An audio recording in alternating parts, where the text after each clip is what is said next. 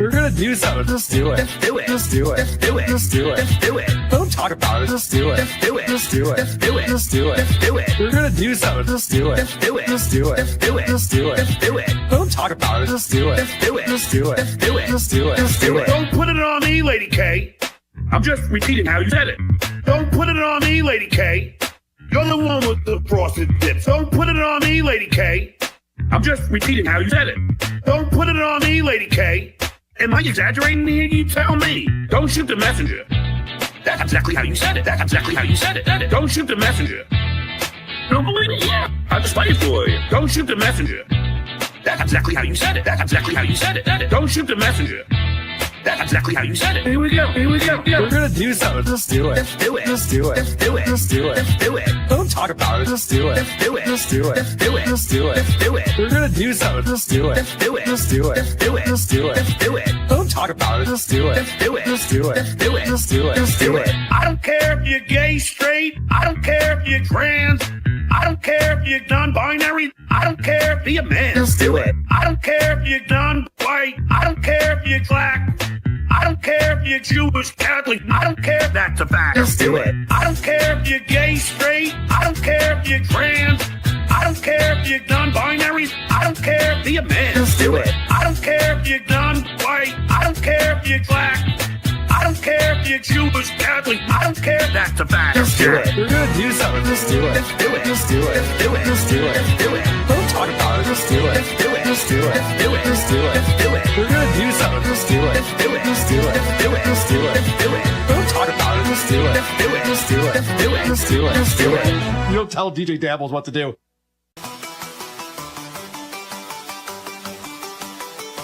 Too late, motherfuckers.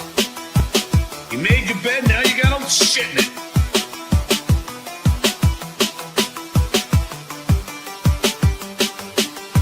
I'm the guys, I get it. I'm the only one who had a real career. I'm the guys, I get it. I got a real career in show business. I'm the guys, I get it. I'm entertaining, I get it. It's amazing, I get it. I'm smart, I get it. I'm the guys, I get it. I'm the only one who had a real career. I'm the guys, I get it. I got a real career in show business. I'm the guys, I get it. I'm entertaining, I get it. It's amazing, I get it. I'm smart, I get it. I'm the GOAT.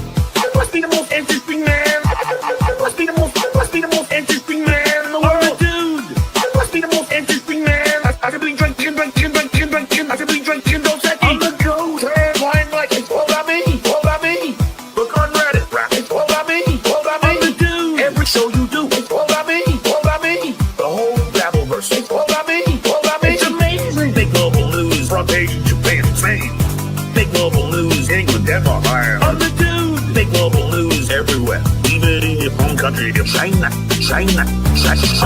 And I did that. I was able to infiltrate the White House. And I did that. I got all that data, punch it in them. And I did that. Not bad, but handicap. Right, cat. I'm the guys, I get it. I'm the only one who had a real career. I'm the guys, I get it. I got a real career in show business. I'm the guys, I get it. I'm entertaining, I get it. It's amazing, I get it. I'm smart, I get it. I'm the guys, I get it. I'm the only one who had a real career. I'm the guys, I get it. I got a real career in show business. I'm the guys, I get it. I'm entertaining, I get it. It's amazing, I get it. I'm smart, I get it. I'm the GOAT. I have real political guests on, like David Cicilline, who wrote the articles of impeachment. I have real political guests on, like Ted Lieu, who also wrote the articles of impeachment. I have real political guests on, like Eric Swalwell, who wrote the articles of impeachment. I have real political guests on, like John Patton, who also wrote the articles of impeachment. I write a fucking integral part of the Stern Show. I watched it. I took over your show. It was me. I was a fucking integral part of the Stern Show. No Rogan did it. I was underrated. It's 35 years ago. I get it. It's 35 years, but I can't change truth. It's 35 years ago. I get it. It's 35 years, and you can handle the truth. I'm the guys, I get it. I'm the only one who had a real career. I'm the guys, I get it. I got a real career in show business. I'm the guys, I get it. I'm entertaining, I get it. It's amazing, I get it. I'm smart, I get it. I'm the guys, I get it. I'm the only one who had a real career. I'm the guys, I get it. I got a real career in show business. I'm the guys, I get it. I'm entertaining, I get it. It's amazing, I get it. I'm smart, I get it. I'm the GOAT. DJ Dabbles made that into like a really cool song. Can you show me a picture?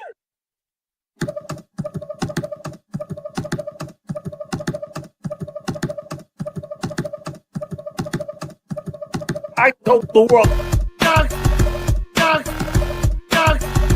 fucking cowards. I told the world,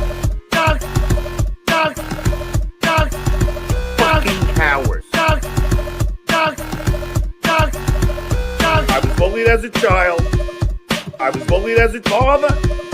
But in elementary school, that is an act of violence. They all hate fucking with my guests, fucking with my friends, fucking with my family. That is an act of violence. I told the world, fucking cowards. I told the world,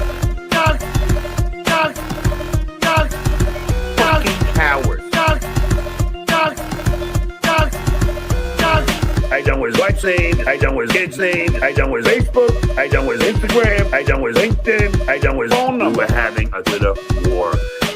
I done with WhatsApp, I done with kids' name, I done with Facebook, I done with Instagram, I done with LinkedIn, I done with phone number having a bit of war. I told the world, fucking cowards. I told the world, fucking cowards. I'm old school. I don't believe in anonymity.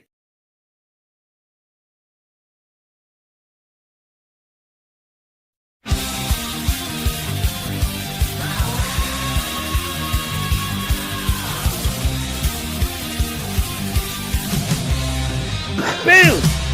School! It's time for the Uncle Rico Show. It's time for the Uncle Rico Show. So chug a course, cause here we go. It's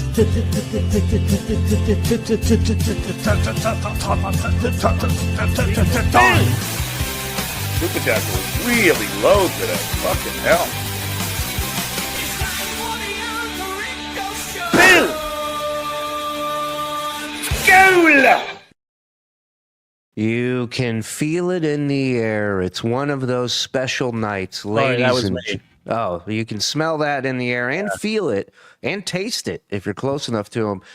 It is a special night. Anthony Zenhauser is here. I'm here. Frog and Andy in the back. And number one special because Mike is not here. So everybody I know is thrilled about that. Filling in for him, a young up-and-comer in the broadcasting scene. Maybe you've heard of him. His name is Anthony Cumia, ladies and gentlemen. Hello, there you gentlemen are. Good to see you too. Happy to be here. It's been so long since you've been here. I was waiting for Brennan to start conspiracy theories that we're on the outs. They're on the outs. It's obvious. Cumia can't do it because they... Yeah, we get it. No, all good. Love it. I've been paying attention, of course, to everything that's been going on. And me and Shuli text back and forth about the hilarity in the Middle East.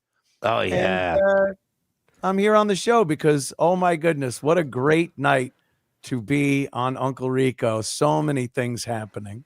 We're gonna be on here in about an hour and a half to 2 hours from now with a good buzz, getting told we just bunker busted the shit out of Iran. So I can't wait. Gonna be a good night. Welcome to everybody in the chat. Hit like, hit subscribe, hit notify, all those great things. Feel free. Compound Censored is where you can catch Mr. Cumia as well as WABC 77. The app, you can download it. It's out of a little place called New York City. Yeah, and he's there every Shuli, could you please say it right? It's WABC. I'm so, it sounds like I'm saying it like that, but all right.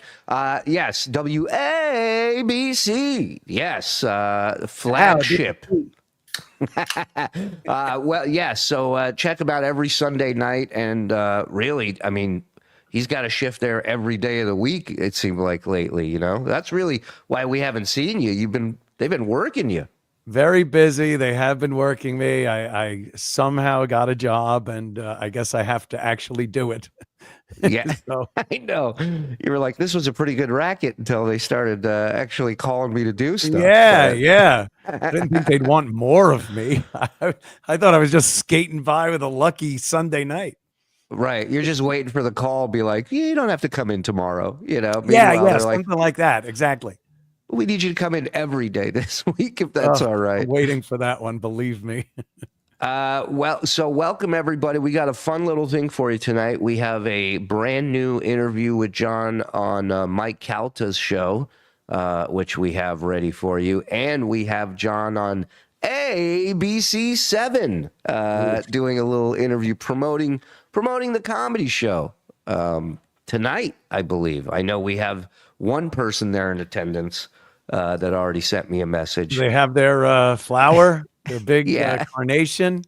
Yeah, I thanked them for their service because you know this ain't gonna be easy, man. So you know, good luck, and we'll see. So we're looking forward to that, and we attached a little game for you guys because John is very predictable in these interviews. The ABC7, you know, the TV ones. We made a little bingo card for tonight's Uncle Rico, where Frog made it, and interesting. I got mine. I got you printed mine all yours ready out? to go. Mine's on my other monitor. Can you tell what color Frog picked as the background? Yeah, you look like you're in Tehran tonight. I know. I feel like this is the Kenny Rogers Roasters episode on Seinfeld. It's our brand color. It's our brand. Listen, just give me a color that doesn't cook me while I'm doing the show. I don't care about the brand. The brand. Figure Like racist we're- Joe would have picked something darker. I know. Like we're Nike over here. Jesus Christ. Joe's been very racist since you've been gone. I don't know if you're aware of that, Anthony. No, It's not good. I learned it from watching him. Don't blame it on our guest. How dare you? This man's a beloved and respected broadcaster. I've You, heard on many the of other hand. jokes. I chuckle away. Yeah. See, well, maybe there is an audience out there, Frog. I take it back. So we're going to get to the packages here. Let me get to some of your stuff here. Thank you. Hit like, hit subscribe, coming up on 800. Turn on accept gifted memberships or get yourself a membership. We got a bunch of new people on tier 2 that are enjoying the raid with us every Saturday night. We raided Opie's channel couple nights ago, a couple weeks He ago. must have been shocked as to why people were actually there. Well, it was more money that people were giving him that shocked him. must have He loved it kept then. staying around. Every $2.99 chat, he was like, all right, I'll hang out. Believe me, give the Opster $3. He'll do anything. So thank you to everybody. Turn on accept gift and membership. There's a link in the description of the show. It'll take you to your settings. Turn it on. That way, when somebody gifts one, you get it, and then you thank them for it. Did you see Hearns? Thank you. 24 months, my friend. Did you see Stuttering John's bio for his comedy gig tonight? He doesn't mention he was a writer for Leno, but instead lies that he was a writer for Stern for years, for the years he was there. Well, look, I mean, I think he's got to pick one lie per bio. So I think it alternates between writer for the Tonight Show and writer for Stern. I don't think he's ever had Which one he that was says neither. both. Yes, he was neither. No. Well, I mean, most people don't look at a bio and go, this guy did drop-ins for the Tonight Show. We got to go check him out. Yeah. He directed Quentin Tarantino on a 20-second cold open. RDC Anthony gifted a membership tonight. Thank you. Israel, fuck off. Nobody likes you. Thank you. There's John, always topical. Is the bingo card link in the chat, Frog? I forgot to ask. It is. Oh, it is. Thank I you, mean, Andy. it is. Thank you. $4.99 for my favorite Jew. My 10-year-old could represent Stuttering John better than Tabber. Yeah, we wrote a little reply to Tabber Benedict. We have yet to hear back. I saw that reply.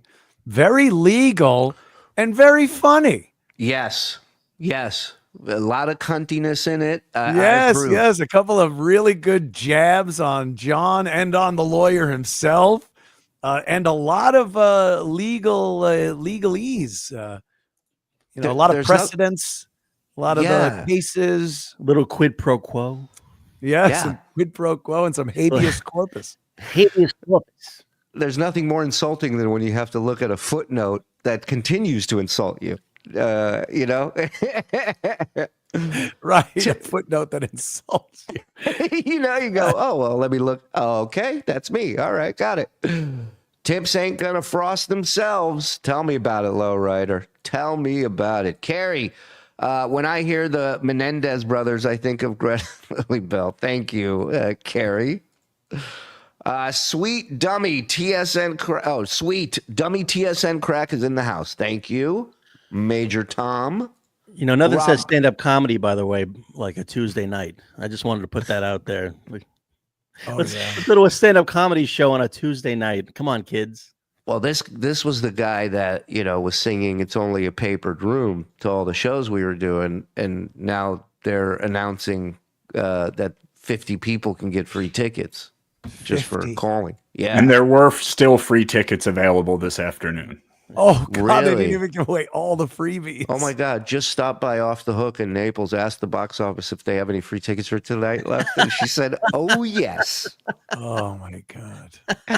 Oofa.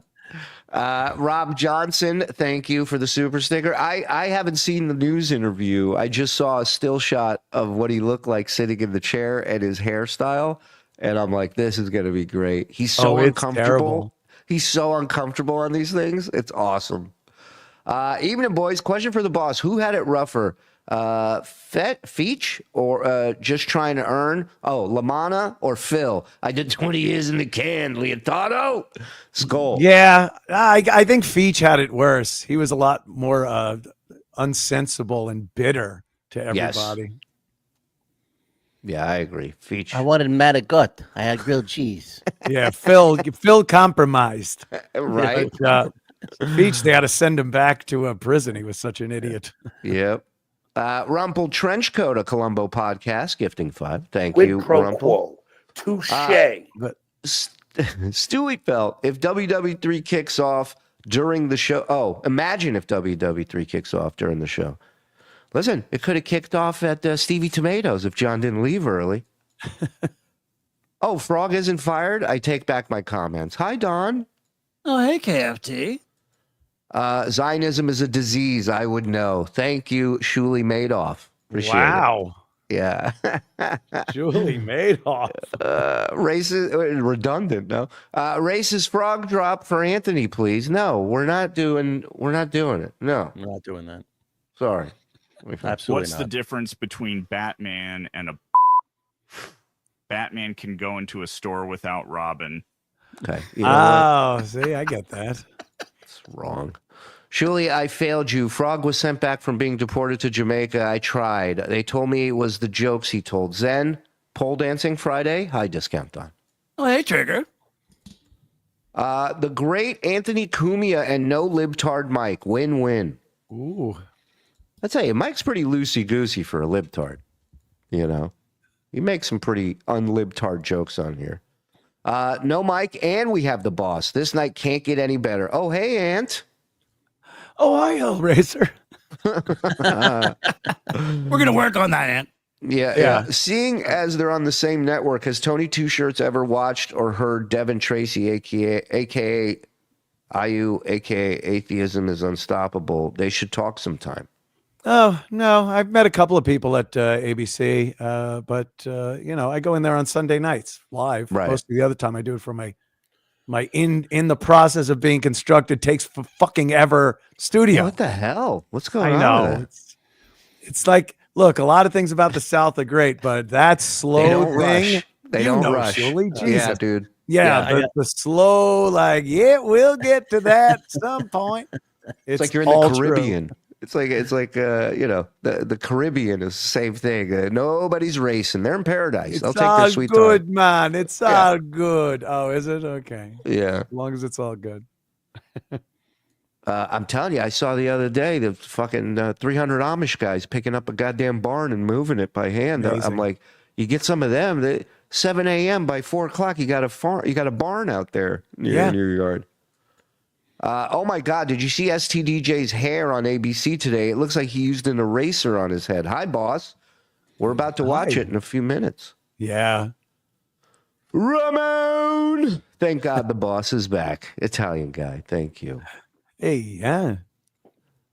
Here's the piece. Who knew the Dabbleverse could stop World War III?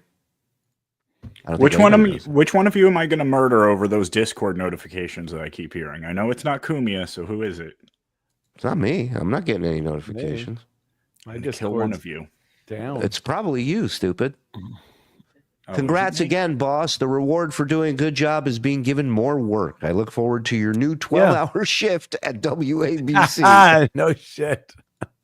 Good to see the boss. Shuli, you guys are the best. Thanks for all the laughs. Thank you, Lyndon, for 22 months. Appreciate that. Can't stay tonight. Have a good one. Oh, hey, Don. Oh, hey, Gary Haggerty. Bless Good you, to see you, brother. Gary. Thank you. From the T head to the C. Let's go. Great seeing the boss. Let's go with more SJBS. Yes, it's the only kind of SJ. Oh, Joe, do you have something to say to everybody? You said in the private chat just now. That was my Discord. It was sorry. you, right? It Stupid? wasn't me. Okay, yeah. Well, it's nice that you say it in the private chat, but when you openly declare a jihad on our fucking guest. Jihad? Oh. No, I said I knew it wasn't Cumia. I will fucking murder everybody here. Yeah. You want it to work for you, don't you? Frog, the joke is a Jackie classic. Oh, you want it to work for you, don't you? Okay. I mean, there's variations. That's What do you want? why is aspirin white? Right. Right. Yeah. Because it works. Sorry, I've been away. I was working with Tabber, Tuber, Tipper. That name is so exhausting. It is, Lie Spider.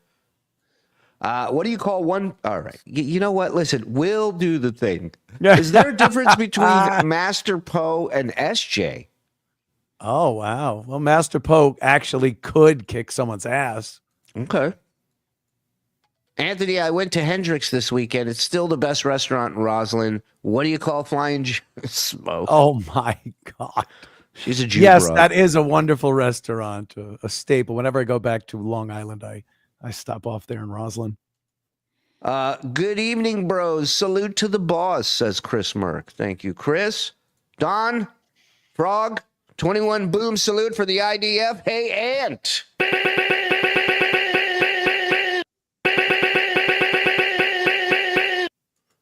Thank you. General Warts reporting for duty. Let's begin. Everybody, did you download your bingo cards? Is your vision blurred like mine now? All right. So the bingo card is made up of various go-tos, in John's Free spot. in John's repertoire. Howard Stern, my teacher, said I asked crazy questions. Cold opens, divorce, one too many. Battle of the Bands, Cured Kids Stuttering, Trolls, Joe Walsh, Kids, Joan Rivers, First Stuttering Announcer, free in the middle, of course. Kardashians, OJ Signed My Knife, Kareem Roast, Triumph, Sacha Baron Cohen, Working Out, Jay Leno, Married 3 years. Oh, Married 3 great years. Boat. Boat, arm wrestling, cats, Dalai Lama, Uber joke. There you go. All right. Oh, You know which one I really despise? When he tells the Joan Rivers story, because he goes, "Oh, let me tell you the story. So without missing a beat, I say to Joan Rivers that," and he doesn't know how to use without missing a beat. Well, It's so annoying. And the other part I hate about that one is when he goes, Joan Rivers, may she rest in peace, who was a friend. He always goes, who was a friend? Ugh. So, the link to the card is it in the description, boys? It's pinned in the top of the chat. There you go. Pinned in the top of the chat. Get it. Go. Let's go. We're going to start with the ABC interview. All right. Players, are you ready? Drinks, are you ready? Let's go. We're already laughing. Oh my God. You're all good. Look at Hitler Youth hair over here. Look at this. Look how tiny he is in that Oh chair. my God. He actually opened with a wheezing laugh. Like right when he came on was, You should have heard how funny I was before the cameras went live. Oof. I just gave a misogynistic comment to the broad in the purple dress. yeah, I'm Those sure. legs- Yeah. You fully shaved? If you're into stand-up comedy, chances are you Yeah, she looks creeped out. know this guy here, my new friend. He shared the stage and the mic with some of the biggest names in the business. Absolutely. You've heard him on Howard Stern's show. You saw him during his 10-year run on The Tonight Show with Jay Leno. And tonight he's bringing the laughs to Naples. Ladies and gentlemen, John Melendez. Hello, everybody. Hello. Good morning. Welcome to the neighborhood. Yeah. I swear, I know it's been said, but he is looking more like that fucking puppet every day. I know. It really is. He's turning into the puppet. It's crazy, dude. Is he shorter than that chick? It looks like it. Yeah. Her It legs looks go all like- the way up, Joe. I don't know if you know. Yeah. Oh, yeah. Oh boy, look at, I love doing their show to promote my gig tonight at Off the Hook Comedy Club. You know she had to go to the dry cleaner after that shot and go, I don't know what you could do with this, but it stinks. Yeah, and these guys can get out blood stains. He had his stinky armpit all over her nice dress. Ugh. I grazed a side boob. It was awesome. I'm at Off the Hook, which ironically the phones are not ringing that way for ticket sales.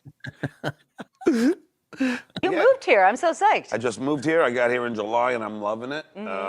Just registered my car a couple months ago. Been here since July. Let me open my trunk and show you the registration. Yeah, just moved here. Speaking of, you ever have cats shit in your back seat while you're driving cross country?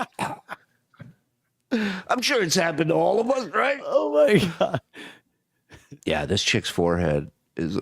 Somebody said this chick is all skull in the chat. Yeah, her forehead is bang. What a weird setup for an interview. It looks like, yeah, it looks like he's in trouble. Like it looks like they're about to tell him something. Well, He got maybe called her into the chair was office. in the middle and she just had to keep slowly moving it over. He's pulling the chair from the bottom towards him. Yeah. Her anchor, her co-anchor. I just bought a boat, and as you know, All right, boat. Oh, boat. Boat's on my list. Hold on. Nice. God damn this fucking color. Boat. All right, check. Got Oh, it. that's great. Yeah, you can check it too, guys. Yeah, if you're I just noticed if you're on digitally. Wow, boat. What the fuck's going on with the hair? That is Whoa. so weird. It's like He looks like he looks like Gary Oldman in The Fifth Element, where he had that thing on his head. it's also Waldo from that David Lee Roth video. Just shaking. Oh my god, that's Extra crazy. greasy. Yeah, the way he likes it. we were just talking about. It's so cool that when you're on your boat cruising and the dolphins are just jumping right behind you, it's just amazing to hang out with the dolphins in the wild. To hang out with the dolphins. Hang I out. was talking to my buddies, the dolphins, the other day. Idiot. It just falls under that saying. Retards love shiny things. Show them shiny things. They love it. If they're so smart, why did they get caught in the tuna nets? I think they think I'm their leader. They're following me when I'm driving the boat. You're never going to go home again. This is now your home. I know. You didn't see that in the Hudson or anything like that? No, that was just airplanes. No. Oh, gosh. Too soon? No, this is great. Oh, did that guy make a fucking Sully he joke? did. He did. Good for him. Yeah. Hey, they're edgy over there in Naples, Florida. The, Like an ABC radio, whatever the they're doing. morning show with the comedian thing is the cringiest thing. Even with good comics, it's Yes. bad. It's Yes. just a bad scene, man. And with John, this is just painful. This is great. I mean, it's always nice out, and if it rains for 30 minutes, and then Right. and then it's gone. Unlike the Northeast, where it rains for Yeah. 3 weeks, and then you come down here. We know you from Howard It's like Opie's show. The weather. Yeah. Stern and Jay Leno, and I mean, my gosh. So you went from asking awkward questions, I Yes. mean, the things you would do on the Stern Show, to sitting next to Leno. Yeah. You're Now, if you're playing at home, them setting it up does not count. He's the one that's got to say these things, all right? Everybody calm the fuck down and go, I almost got bingo already. Relax. career is fascinating. It really is. It's like, I feel like I'm the stuttering Forrest Gump, if you will. I mean, I've done anything I wanted to do, which is great. I mean, he is making a connection to him being retarded, so that's nice. Yeah.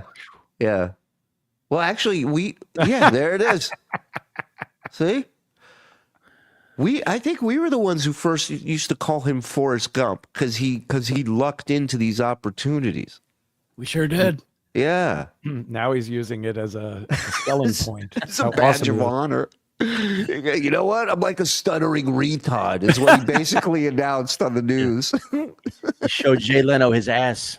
Yeah, 9:30 a.m. You're drinking coffee. This guy's going, no, I'm a blessed stuttering retard. That's, thank you. And I love that she's like, what a great career. Your career has just been great. And he doesn't go, well, I'm very lucky. Or anything. He goes, yeah, no, you're right. It has been. Absolutely. Anything I wanted to do, which is great. I mean, I've been very, how do you say, lucky in my life. Yeah, sure. Did you mean for this to happen, or did you just kind of like keep going? And I was in first grade. I was a star of our play. Oh. And always in all district band and all district chorus, and always like the battle of bands in high school. Sure. Battle of the bands. Hold on. Battle of the bands. Let's go. Let's go. I thought it was going to be the teacher asking questions thing before that, but oh, it's not over yet, buddy. I know. Well, I think he realizes he's got a small window here on the air, so he's got to condense these fucking 9 stories. And the only thing I knew how to do, the only thing I enjoyed doing was entertaining. Don't say it. And then I went to NYU for film and television, and that's where I started with Howard as an intern. I was still at NYU. Wow. All right, he said Howard. I have Howard Stern on here. Boom. Okay. And man, I mean, it's been a hell of a ride. I'm sure it has. I can't even imagine. Were you ever afraid you were going to get punched or sued, or you name it on that show? Oh God! I got punched by Raquel Welch. Oh, right now in the that's nose. I got strangled by Lou Reed. I got beaten up by Sharon Stone's bodyguards at the MTV Awards. Oh. Yeah, I've had.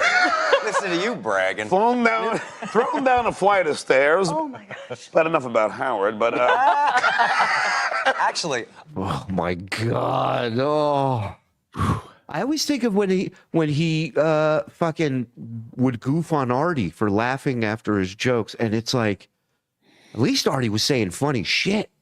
That wheeze. Oh. I worked at Sirius in New York, and really? he was coming in, and the nicest guy I've ever met. Oh. yeah, no, Howard's He's great. Yeah, no, he's great off the air. He's a nice guy. People go, John, is Howard is he a good guy off the air? I'm like, yeah, he's a great this guy. Oh, so then on the air is. Oh, this guy really threw him off. He didn't know there would be some sort of back and forth with this. He thought they were going to just ask him the things that he told them to feed him. Right, and now he's like, oh, they want me to trash Howard. All right, here we go. Off the air is all because the real Howard is the guy you hear on. What'd you say? Sorry, I couldn't hear He you. massacred that. Oh, he's Like the real Howard is the one Hold that's on. the air. Hold on, we gotta hear him. Is he a good guy off the air? I'm like, yeah, he's a great guy. Yeah. Oh, so then on the air is all an act. I go, no, off the air is all an act. Because the real Howard is the guy you hear on the radio. Yeah. Oh. But no, he was very nice. He, Yeah? complimentary and. Yeah, Howard. He was a very close friend. I mean, Oh God. This guy was a piece of shit off the air, but he was right. The guy was a scumbag off the air, but really, what a great guy. We were close for many years. We were close. I was also a scumbag off the air, so it worked out great. We were very close. And I was just listening to a segment from Stern's show where he's just trashing John for having done the Leno thing and like, screw him, he's dead to me. Fuck him and his wife. I don't be calling Beth crying about John. Wonderful, man. Wonderful friends. And that was after he wrote him off the first time. And because Beth was friends with Susanna, he gave it one more shot. And then John on his Facebook came to Jay Leno's defense and was like, don't drink the Kool-Aid. And then Howard was just like, fuck this guy. Fuck you. Beth, don't tell me. Don't ask me. He's like, they're both done. It's over. Yeah. Howard's such a good friend. He lets him use his name on his comedy posters 40 years after he's on the show. Isn't that what a pal? I was in his inner circle. Like, I would have dinner with Ozzy Osbourne. Oh, that's crazy. Oh, hold on. Do I have Ozzy? Is Ozzy on the thing? I don't see. Now, you know, it's funny. I thought about putting Ozzy on there, but I put Joe Walsh instead because he was on the record. Did he just say, he said Ozzy. I was in his inner circle. Like, I would have dinner with Ozzy Osbourne. Oh, that's crazy. You know, crazy and everything train. else. But Jay also. Jay is the most down-to-earth guy. Leno? ever. Got that? I can't think of having a better boss than Jay Leno. He was just here in town doing a charity event, and really. Did you tell him I was coming on? Appreciate him giving back the way he does. It's like, You think it was the real people? The only reason you should do that is after you're done, you go, I promise that won't be in the show tonight when you come out. That's the only reason you should do that impression. everybody, every single staff member of the Tonight Show had a Jay Leno impression. And sometimes Jay would walk by like in office and hear him go, hey, and he would look at her. Oh. Wow. His laugh. Oh my God. She had bangs before this segment started. Now her hair is just fucking, it's like she just pulled up in a convertible. These two are laughing with each other like they made a bet before the show. Like, you're gonna say the dumbest shit. Yeah, like a trading places bet. You know what I mean? Yeah. $1. Yeah, this guy may be a dabbler. He's like, I wonder if I can get him to bring up the Joan Rivers story. Yeah. You know, she's like, I bet you he does a fucking Jay Leno impression. How shitty do you think that's gonna be? Extremely. Oh my gosh, that's funny. Yeah. When they're not even chuckling and they go, oh, that's funny. Yeah. What are the highlights? I mean, you've done other so than many getting things. thrown down a staircase and punched by Raquel Walsh. Well, I had the big break when I was on Stern. I did a show called I'm a Celebrity, Get Me Out of Here. Oh yeah. That was in Australia, and then people got to see that I wasn't just this crazy guy who asked questions. I actually was a nice guy. You know, I'm a father, and the type, and I was funny, but without having to be abrasive. And the Tonight Show saw that, and they said, let's have him as a guest. That was my dream. Oh yeah. In life, to be a guest on the Tonight Show, the Johnny Carson Tonight Show. Yeah, sure. I mean, it was. His other dream was to ditch 10 kids. He's only gotten to 3 so far, but My dream. So that was unbelievable, and I wrote the jokes on the plane coming back from Australia and in the town car, and then it's that Eminem song. I just lost myself in the moment, and I had Jay laughing, and in the commercial break, This is new. Like he's never said stuff like this before. His 8 Mile reference. This is part of the new one-man show. In the one-man show, they're going to slowly fade up the Lose Yourself. Right. No, the song was Fat Shady. Instead of Lose Yourself, it's Lose My Family. Oh my God. and head writer offered me a job. Wow. That's how crazy my life is. Wow. And all the people that come through there and they picked you. That tells you your talent. That's incredible. Yes, and I'm the first stuttering announcer ever. Boom! I got that first stuttering announcer. That's on the list. Come on. Oh wow, yeah. You sound great. You're doing a comedy show. Tonight is one of them. I am? I mean, yeah, I am. And I'm really happy. Captain Brian. Yeah. I'm a boat captain now. Oh, there you go. Albeit a bad one. But Captain Brian had off the hook. Albeit is that? That's my opener. Albeit. His palms are always sweaty. Vomit on his sweater already. We can come up with something. And asked him, and he finally said, all right, let's do it. And I appreciate it. So I'm going to be at Off the Hook Comedy Club in Naples at 7 o'clock tonight. And I can't tell you how happy I am, because I can't wait to meet Captain Brian, because he's kind of famous. He's funny, yeah. And I can't wait to, because I mean, I love Naples. Sure. I mean, that's where all the rich people are. Right. You and I are I'm in the Cape. Cape. We're I in mean, the no. Cape, yeah. That's the ghetto. Oh, easy. Uh-oh. Let me. The ghetto. You know who lives in the ghetto, right? No. I should have. He walks out. He goes, should have done the goddamn Dalai Lama story. Fuck. We're not fancy enough yet. Yeah. But I can't wait. Are you going to come? Come on, Jen.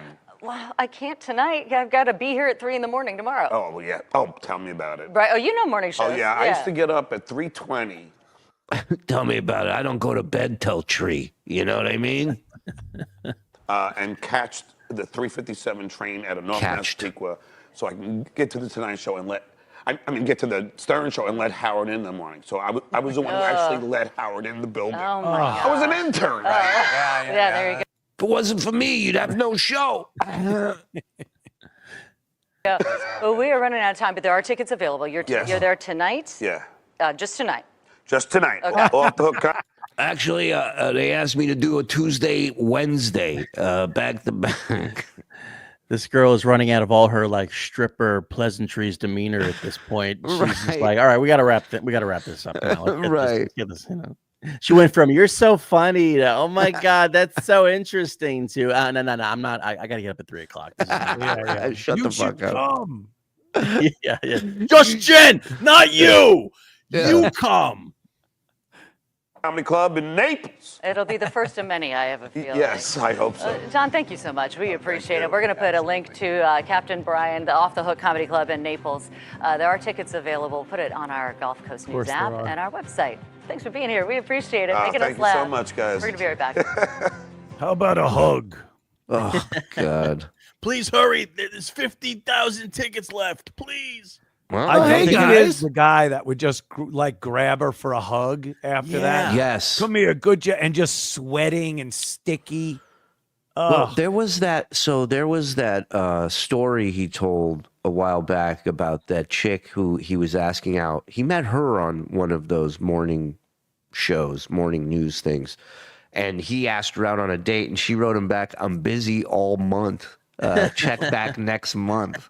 Which I've never heard. I mean, a chick just says not interested, making you wait 30 days. And of course, this fucking loser in a month later emails her again to ask her out. And that's when she was like, you didn't pick up the hint? I said I was gone for a month. Like, leave me alone.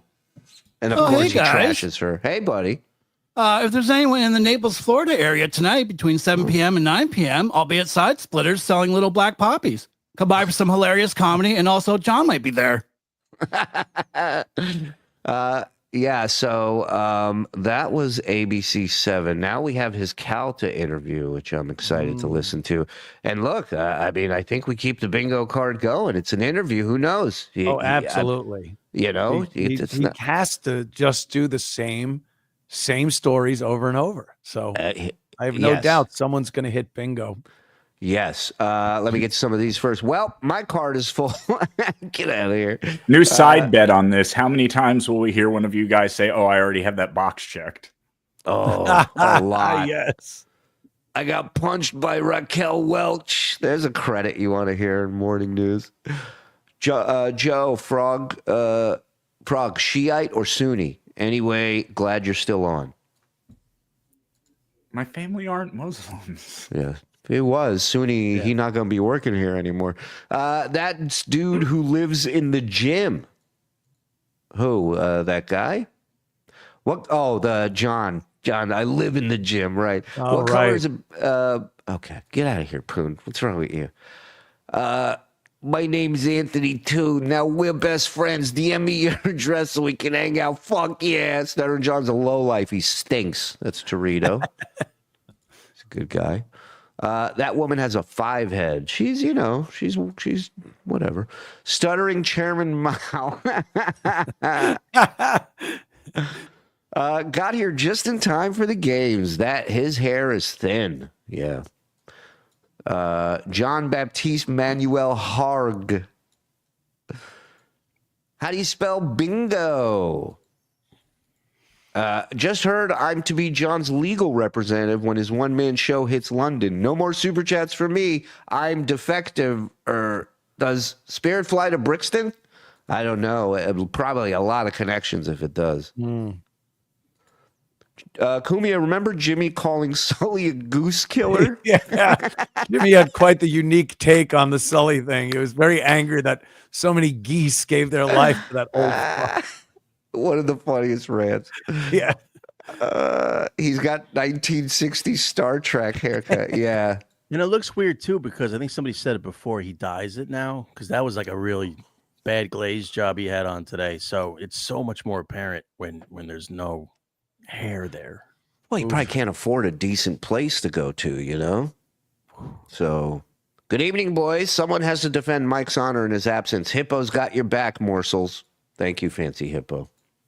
Brad Nord just got here, and he can't get out of shtick coma. That's all he knows, bro. Until Shuli gets a legal fishing license, he can't participate in anything that's off the hook. You're right. I'm banned from that place as well. Hey, Ant, real thoughts on fat liberal brother Wheeze? I haven't seen or heard from him in many years, but last time I did many years ago, yeah, he was just a real liberal piece of garbage. Oh, yeah? I didn't know that not a about him. fan. Great to see our Ant-Man back on board. Always. Stuttering John has Hitler hair now. That's what I said, ironic. Vito. Yeah. Mr. Liberal. Yelling out he lives in the ghetto on morning news. Mr. Liberal. No. Who uses that word anymore? No one. Me in tweets, but well, yeah, just to I'm a rile up special people. case. Yeah. Anyone have popcorn Christmas gift on their card? No, but that's a good one to add for later. That's a real good one. Ugh. I think we'll really hit it on the longer form interviews, right? Like that. He's on his best behavior. He's TV John. So, but still, we got a lot of hits. I really miss Mike. I also have some swampland for sale in Jersey. I'm on to you. No funny person has ever said I was funny. That is true. Yeah, true. He looks like little Nicky with that hair. Right. That's a good pull too. CNN started using James Earl Jones to announce in 1990. Therefore, STDJ is not the first stuttering announcer. Boom. Look at that. Ooh, good point. And that's just the ones we know of. I mean, stuttering was like being gay back then. He didn't announce it, Every time I see him in public, he always has the most fruity posture. Oh, hey, Anton Don. Oh, hey, N-word F-slur. Ditto. Tell me about it. I used to get up at 3:15 35 years ago. Right. And all we've heard is how many times he came in late. So it's like you know why he stopped letting Howard in? Because he didn't show up in time. Yeah. So he's sitting here commiserating. We go, but tell me about it, sister. It's brutal.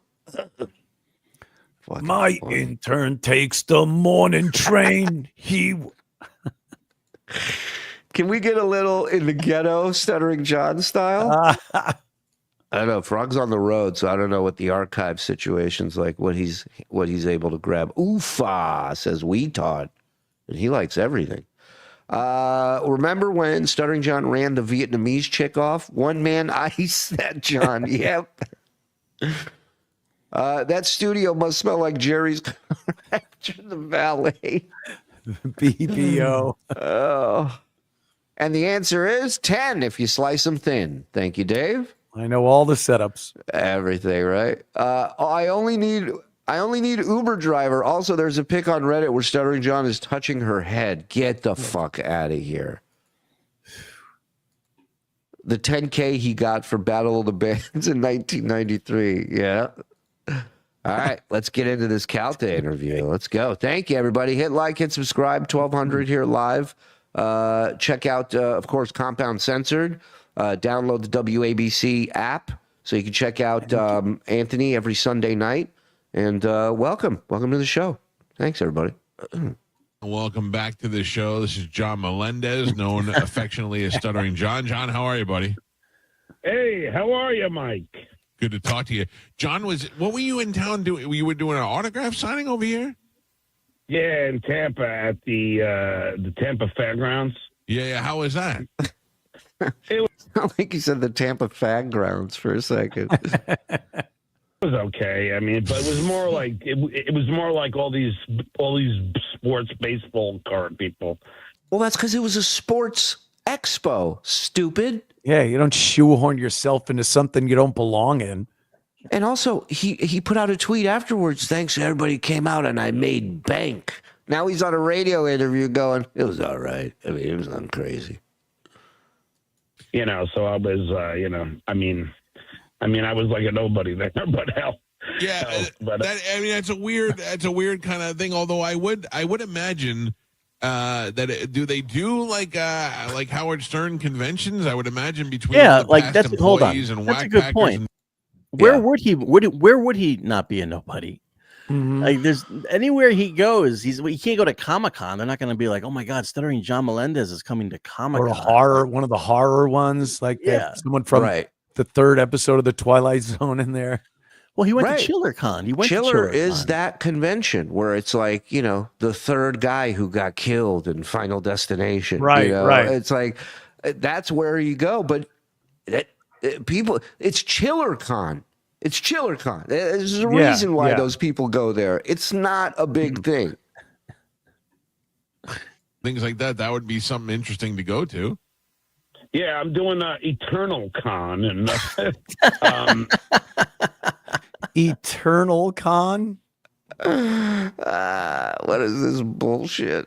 In July at Hofstra, and it's for people who lie their entire lives. It's called Eternal Con. It's for people about to. I'm a guest speaker. It's for people about to meet their eternal death. Pretty Talking to me seems like an eternity. Whoops, I read that wrong. It's Intern Con. Turns out I'm the Grand Marshal. I'm going to Soup Con next month. It's all about soup. Something interesting to go to. Yeah, I'm doing Eternal Con and in July at Hofstra, and that's more of just like entertainers as opposed to sports guys. But enough about this. Now let's get back to this Carmen. Oh my God! Now I know. I've been running a Paternal Con for 20 years now. Oh my God! What a fucking. I think it goes. This one's more entertainment, so I'll not fit in this one a little less. Why you called the bone? She's got a hell of a voice. Yeah, don't let it fool you though. She's mediocre at best. Oh, I'm just kidding. I'm just kidding. I mean, if she looks halfway as good as she sounds, the guy was like, "Oh my God, who's this Chad guy?" Yeah. So already, Mr. Hasn't Been Laden Forever is just on it with this broad. He couldn't come up with anything there. He goes, if she looks halfway as good as she sounds, what? Then what would happen? Dope. Fucking dope. I have a lot of luck with women on the phone. What's your regular phone number? Yeah, her voice is amazing. Where do you live? Yeah, she's adorable, and Chad is just he's enough to make you feel bad about yourself. He's got abs, and he's in great shape, and he's a football coach, so there's no winning. Some kind of magic wand because she's like, nobody can share, nobody can have my Chad. God, I wish a girl would say that about me. Completely whipped over him. I've been married for 23 years. I don't think my wife cares a fraction about me as Carmen does about Chad. I know, she's totally in love with this guy. I'm not sharing it with anybody. Yeah. I love him. Must be nice. Speaking of Chads, let me ask you about this. What is this eternal fight between you and Chad Zumock? Who is that? Oh, come on. I listen to me. There's no fight on my end. I mean, but I saw a thing the other day. I don't know. So I don't know. Listen, I know that there's a group of nerds, and Chad Zumock is one of them, that go on the internet and make fun of other people's podcasts and all that. They did that to me. I don't care. I blow that stuff off. But I shout out to Carl and the gang, WATPs, who he's talking about there. I did see a video the other day of you saying that you would fight Chad Zumock, and that I would like to see. Oh, I would. Oh, believe me, if I ever ran into him, it would be his worst nightmare. I can arrange that. Oh, here we go. So now Calta's going, I can put this together. Let's see how John backs out of this. I came to my house and put an anti-trans thing on my door when he knew I was in St. Petersburg doing stand-up, and I have a transgender child, and he thought that would be, that would be funny, but no, I don't take it that way. So kids is on the bingo card. Yes, thank you, Joe. Thank you. Man, you're welcome. Getting blips all over the screen here, but I got no connector. Kids. My kids. People, you don't mess with people's kids. Yeah, but he has. I mean, this guy just needs somebody to scream at who's way more famous. I mean, well, he's not famous at all, but like this whole thing they call the Dabbleverse, Mike, is just everybody focused on me. You would think I was George Clooney. You would think I was Chad. I saw Carmen's Chad. Not yeah. I am amazed that they have spent about. No offense to you, John, but you're not that interesting to spend that much time talking about. Yeah, I know you would. I knew you would. But I would love if you and Chad want to fight. I would love to arrange that. Yeah, but why would I want to even give him an ounce of fame? See, this is the guy, if you recall, who shows back up after 9 months being off the air and challenges 6 of us to fight him in one night and says, just pay me and I'll be there. Mr. Pay me and I'll be there. Let's do it for money. Nope, I'm not going to fight you for free. I got to get paid for it. Okay. So here's a guy, Calto, can put it together. He can get sponsors. He can pay you. And listen to this. But Shuli, specifically Chad, though, I don't have access to all my stuff. But you remember the day that he was standing back from the camera, flexing his muscles, talking about how he was coming for Chadley? That's the guy he wants to fight. Right. We're all the guys he wants to fight. We were coming to his bar. He was there, and he left. Yeah, there you go.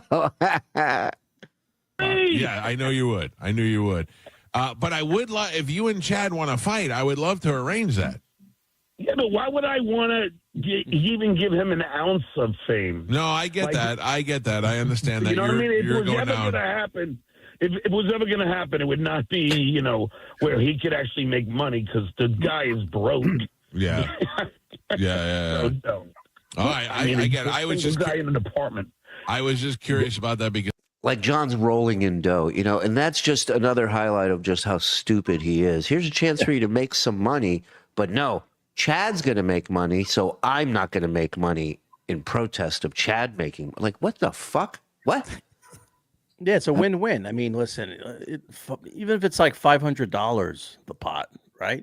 He'll pussy out of every single thing when it finally. He'll go to someone's house when no one's there and yell at empty apartments. But like this would be a real thing. Calto, he would put this together. And no, like it's punching down, John. Right. You're both fucking nobodies at this point. Sorry, I got to focus everything on Eternal Con. It's a big thing coming up. Otherwise, I would do it. Because I did see that you said that if you ever caught up with him that you would. So I was like, well, man, I can arrange that. But I get it. You don't want to stoop down to his level. No, it's like all these guys are challenging. You know, they all want to to fight me, because if they fight me, then they'll get oh look, this is the guy who fought Stuttering John. Mike, it is an absurd world. That's why I stopped podcasting, because it's just like, I mean, is podcast on the list, Rod? I'm so short, I have to stoop up to people. Trolls? Did he say trolls? Because I see that. Trolls? Podcast is another one that was on there, but I had to, make sacrifices. God damn you and your sacrifices. Absurd world. That's why I stopped podcasting, because it's just like, I mean, any time, any minute, there's about 2 shows going on, just watching clips from me from 10 years ago and commenting on, on how many nose hairs I have hanging out of my. John, I will tell you this. I can, every once in a while, I could pick up the book Private Parts or watch a YouTube video of you. The stuff that you did with celebrities back in the day was by far the best. I mean, you put yourself in some of the situations that you put it in, but it was hilarious, and nobody was doing that before. No matter what anybody says now, they can't take that away from you. Oof. Well, that's the thing. Nobody has. Nobody's ever taken that away from him. We've called him out on when he's lied about it. The fact that Mitch Fattel guy did it before John. Yeah, but John's work there with that in that department was fantastic. There's no denying that. Yeah, he was great. The stutter made it great. People were first shell shocked by a guy who couldn't even speak. Then he's asking him horrible fucking things on top of that. It was hilarious. He was great at that. I've never said he sucked at that. I've just pointed out when he sits here and pretends that he wrote those questions like he did for the Tonight Show. Because if you think the Tonight Show hired him based off what a sweet guy he was on I'm a Celebrity, Get Me Out of Here, you're a fucking idiot. You're an idiot. Leno wanted to screw Stern. That was it. It was payback, and John was the pawn. That's right. That's right. He was Mongo. Yeah. But it's the Dirk Diggler thing again. It's a guy, if you stay in your lane, you're the dummy who asked those questions. Stay in that lane. Now you're a singer, now you're a fucking comedy genius. Right, yes. Now you know what I mean? Like all of a sudden now he's all these other things, and your talent was that. It was you're a dummy. Yeah, I think I think the majority of people don't have a problem with John from then. They got a problem with John of today. Yep. This version of John. Well, that's like that guy Miguel the intern from the Jimmy Kimmel show. Or Guillermo, you talking about? Guillermo, I'm sorry. Yeah, Guillermo. Racist. It's like, what if he was like, whatever. Whatever. Yeah, not going to be here much longer. Am I right? That's what I say. Whatever their name is. Go ahead. It's like if he's like the Jimmy. Jimmy, I want my own album. I want to sing. I want to sing. Maybe you can get me with Columbia Records or something. Right. Yeah, right. No, and what's weird, because when I was on the Tonight Show, Carmen, I was the announcer. Hold on. Did we already get Tonight Show announcer? We did, right? Okay. We got Tonight Show. Chad wasn't the announcer on Tonight Show. That's right. I know I'm no Chad, but but yeah, like it's weird because Sacha Baron Cohen was there. Boom. Got it. Oh, got it. Nice. Triumph and Sasha. I still don't have a bingo, but goddamn, I'm filling this card up. Yeah. I got a bingo on that one, brother. Nice. Discounts in. We should play for a full card. And Ollie G was a total Ollie takeoff G. of me. Sure. Also, I like Calta. Sure. Yeah. No, we're all with you. Yeah, he's doing the radio guy thing. Yeah. Sure. Old dog was just me with a puppet. Yeah. It's just. But hey, look, I'm. what they say, imitation is the highest form of flattery. Right. Sincerest, but whatever. Yeah. He's the highest form of idiot. That's my saying about him. You know what they say? Stuttering John is the highest form of idiot. But look, I get it. I mean, wait, I'll ask him. David says I need Calton to bring up OJ. Let's go. It's coming. All I'm saying is that what you did was really it was some of the funniest and most ballsiest. There weren't people with a lot of nuts like that back in the day doing those sort of things, and it was great. I asked OJ if he would sign my knife. Ask and you shall receive. Wow. Would you believe I still don't have bingo somehow? This is crazy. Yeah, I'm all over the place. Yeah. I got 8 spots marked. No bingo. All right. Jesus. Come on. Was there anybody you were actually afraid of, or you were like, this is going to be a bad one? Yeah, John Amos from Good Time. Black guys scared me. Big black guy. John Amos. This dude asked rappers questions like Wu-Tang, I think he did. And he's afraid of the dad from Good Times. You see when he would yell at JJ? Scary. John Amos, the guy from Good Times, not the cookie guy. Oh, God. John Amos is still John Amos. I think he's related to the cookie guy, though. Good Times.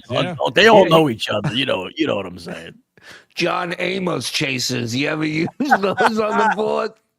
John, you ever crack a firecracker in half and light it and let it go down the street?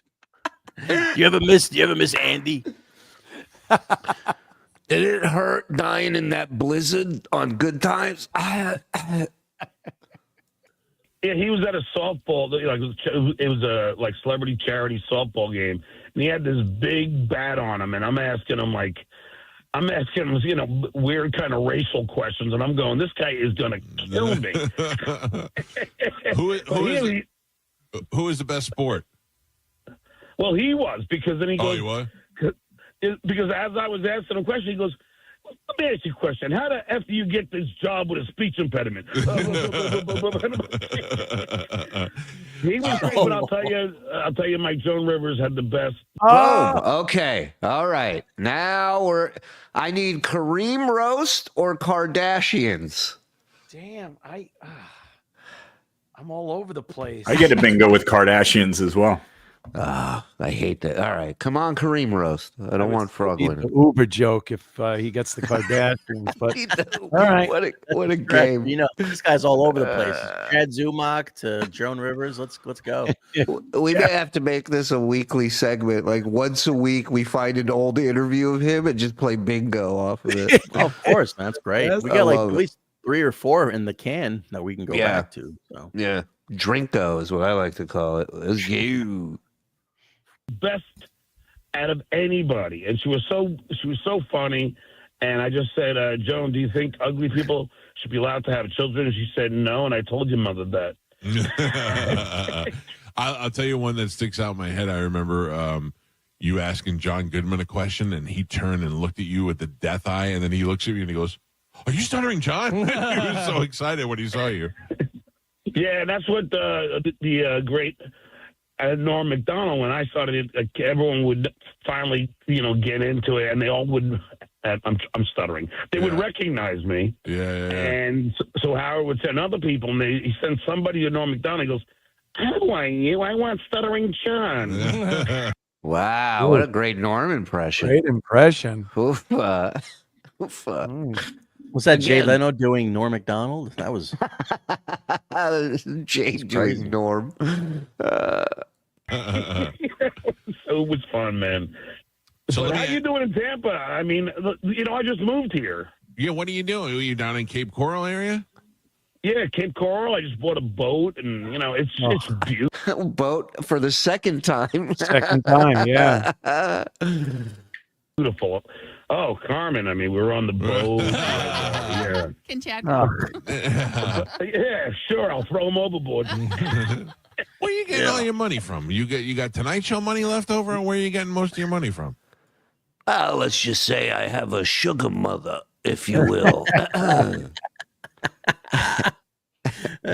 What I'm saying is sugar mama, sorry. my mother's got high blood sugar, is what I'm trying to say. Yeah, I got I have 2 pensions from the Writers Guild. I got my kids' college fund I've slowly been trying to steal. I was a staff writer, and also, I was in SAG-AFTRA. Well, I am in SAG-AFTRA, and I get 2 pensions. So now I'm just kind of really. Well, he slipped up there. He said, I was. He goes, I am in SAG-AFTRA. Really enjoying life. My kids are all older. I got 2 of my youngest are in college, and my youngest is in Harvard. Actually, Carmen. Wait, do I have his daughter? Oh, fuck, kids. God damn it. Okay. That's why the kids were up there, because he was going to, I was thinking he's going to brag about, what he just did, basically. You hear that?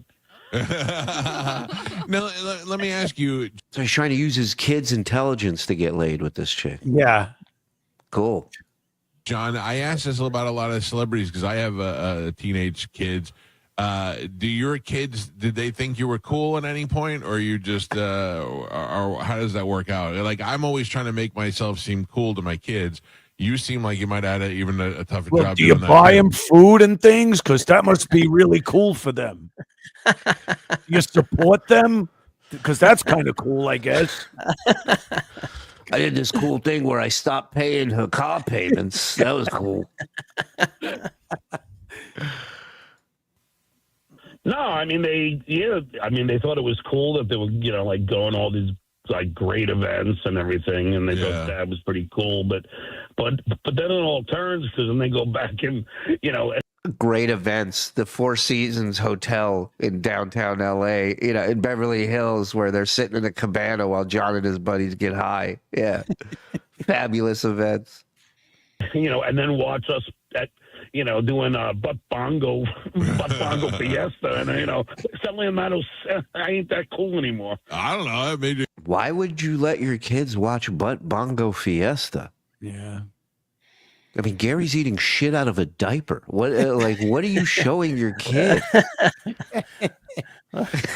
Now that I think about it, that probably what made him all queer, but yeah. There's a guy in that video that says, a diaper's a full lunch. And you're showing that to your kids. What's wrong with you? I forgot about that. What a video. Shit, that was the Jungle Man in 3D was 3D fucking hilarious. Man. Oh. Wow. And you hear Jackie throwing up. You hear him in the background dry heaving. A little bit cooler to me when I was a kid. So let me ask you this, because you brought this up. You have a transgender child. May I ask, male to female, female to male? Female to male. I had to think about it. And was that difficult for you, or do you? I don't know. I guess when it's your, they didn't do anything to me. They did the thing to her. When it's your kid, you automatically have that love for your kid, right? You're just going to support the kid. I'm so liberal. It didn't. I don't. Any of that stuff doesn't matter. Yeah. Even when she told me, and after the conversation, she said, "Dad, as liberal as you are, I couldn't imagine this going any better." Because really, I don't. I just want. We got to add that to the bingo card for the next, because he's said that fucking telemarketing line a million times. Keep in mind, this is the adult that doesn't communicate with him or his mother anymore for years. Didn't he misgender right there, saying she told me? Yeah. It's he. Right. Oh, he constantly does that. But any guy who has a daughter is you'd be devastated. Of course you would. There's no. I know what he's doing. Yeah, but I'm so liberal that every instinct implanted in human beings over millennia has just went away. I don't care. Right. Get out of here. You care. Yeah, I feel like that's the thing that everybody's kind of swept away in society, is people reacting to shit, and not necessarily positively, right? Everyone's entitled to their reaction to shit, and and we're all supposed to just march in line to be like, nothing's odd about this. Like the swing, the pendulum swing back from that is so much stronger because they're forcing everybody into this train of thought where it's like, it's okay to ask questions. It's okay to have a difficult time with something. Maybe you can learn to adjust, adapt. No one's saying you stop loving your kid when that happens. Yeah. What we're saying is it's got to be confusing to somebody who grew up in a time where that really wasn't a thing. Yeah, there was a comic that did a bit about Bruce Jenner and the sex change, and they said something like Bruce Jenner or he. Right. Someone got on them like, hey, what are you talking about? That's a woman now. That's Caitlyn Jenner or whatever. And he was like, yeah, could we maybe get a week with this? Just sit with it. And, this guy's been Bruce Jenner my entire fucking life. Yeah. And maybe I could take a minute. And I think it's a little bit easier to, it's a young man's game, the transition, and a young woman's game. Yeah. When you got a buddy who's in his 50s who's now, I mean, that's a big adjustment. You gotta give it a minute or two. It's fair. It's fair. No one's saying you're wishing death on anybody, but give us a fucking chance to try and figure this out on our end. Right. Well, you love your kids no matter what. Generally, if you have kids, you love them no matter what. It's an amazing thing to be a parent. But that whole identity that you had with your daughter, that woman, the girl that you knew growing up, she's gone. Like it's like a different person now in front of you. So how is there no loss there? How is there no, I can't mourn this person. I can't mourn the death of because they call it a dead name when you name somebody who used to be somebody. You're dead naming them because in their mind that person's dead. So that's what Elon says about his son that became a girl. He just says, "Oh yeah, my son is dead. My son was killed by the ideology of the 2020s." Yeah, right. It's fucking wild. Never mind. I won't bring it up. I don't want YouTube getting weird. I don't know. I wanted to. All right, whatever. Sound like me wondering if I should talk about Israel. Just have me with you. You'll be fine. That's man. true. I defer to Shuli. Who? I'll be your Robin Quivers, I said dude. Shuli. Yeah, I'll be your Robin Quivers. You can make all the Jew jokes you want. I'll sit there and laugh at them. Come on. Thank you. You're right about that, Cumia, huh? The J's and the N's. Am I right, Julie? I'll translate everything to Hebrew. You'll become huge in Israel. I don't care what their sexuality is. It means nothing to me, No, I don't. I feel the same way. I feel like we're only here for a certain amount of time, and whatever you need to do to be happy during that time is fine with me, as long as it doesn't affect other people, and that's fine with me. And again, nobody's got a problem with his kid. Like it's about John lecturing everybody as if he didn't have a problem with it, and he doesn't have a past. Like he judges everybody else on their past. Mm-hmm. That's the issue. It was never his kid. I think the reality of it is his problem with it. He kind of vented that through other people. Mm-hmm. You know what I mean? Like he sits there and he's like, I'll defend but he doesn't defend anything. He sold a tweet for $300 to Vice. Yep. That is everything the kid doesn't want out there. Some asshole some guy tweeted out. Indeed. You should ask for a cut of that $300, by the right? way. I mean, it's your tweet. Jesus Christ. I should ask for $600,000. You should copyright claim it. Yeah. I mean, let me ask you, do you have a boy or a girl? Both. I have a 19-year-old son and a 12-year-old daughter. All right, so if any of them came out to you and said, like, I'm gay or whatever, are you really gonna have any real strong, Again, your kid coming to you and saying I'm gay is one thing. Yeah, I think this is a bigger thing over there. Having mutilation surgery to say you're another sex is a much bigger thing than saying you're gay. Yeah.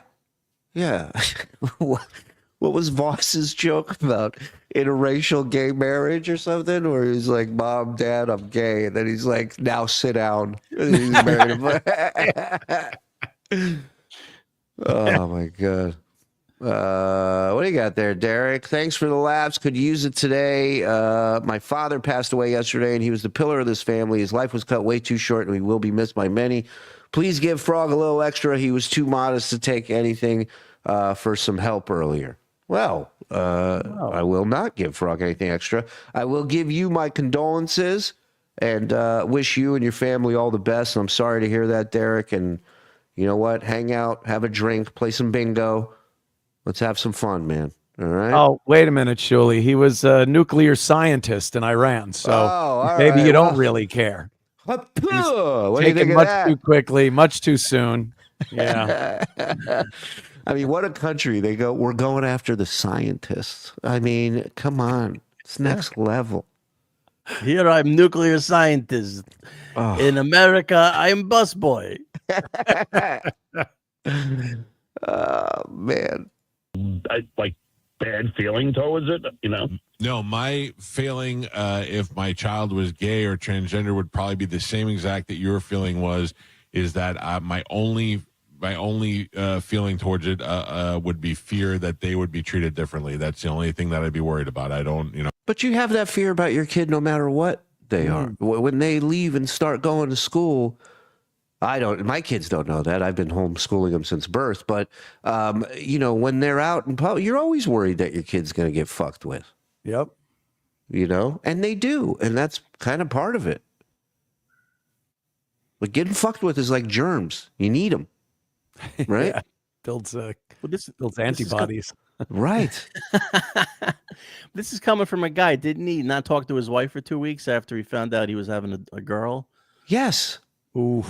So this he does care. He gives a shit. He wants his daughter to be his daughter. He wants his son not to be gay, I'm sure. I mean, most men, I'm going to say it, if my son was gay, I would love him and accept him, but you want your son to be a man. To be like a manly man, I guess.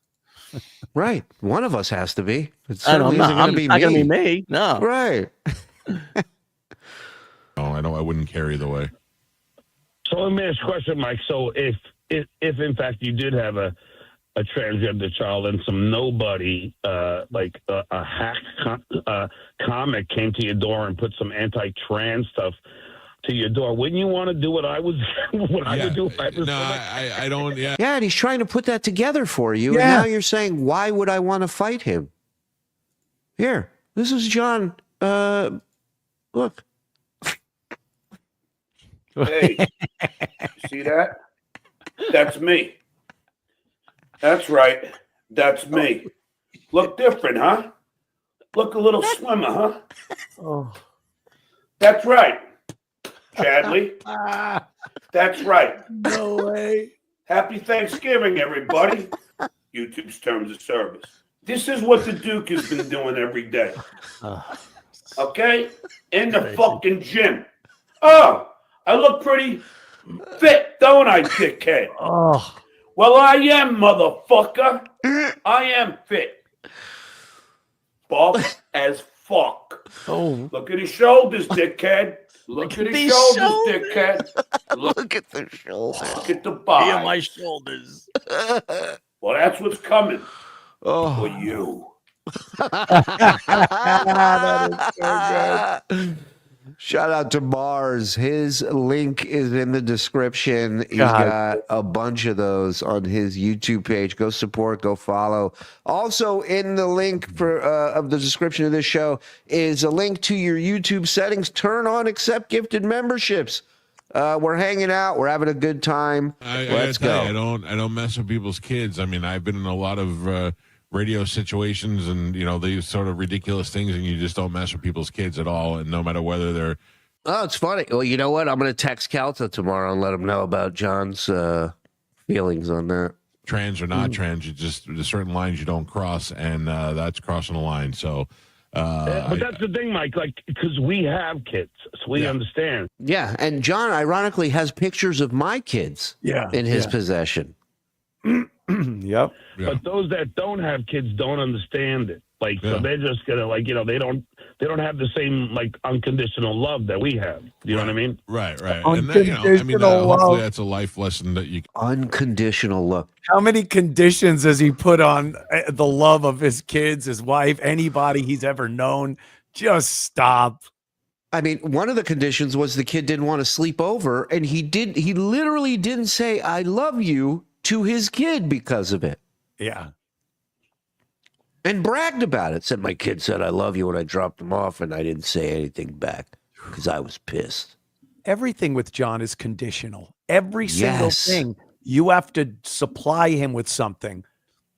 That's a condition. Yeah. Oh, I'll only go on if he gives out Kevin Brennan's number again. Then I'll go on. You can learn as you get older and you mature.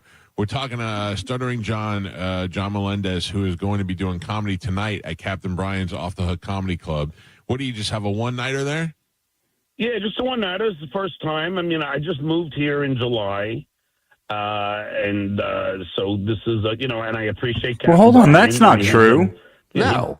I was just going to say, when did he officially arrive down there? In June of 24 or 23, rather.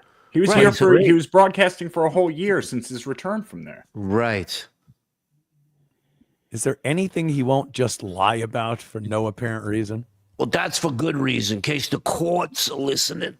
Oh, right. Yeah. Okay. The captain is. Tabber told me to say I've been here since July.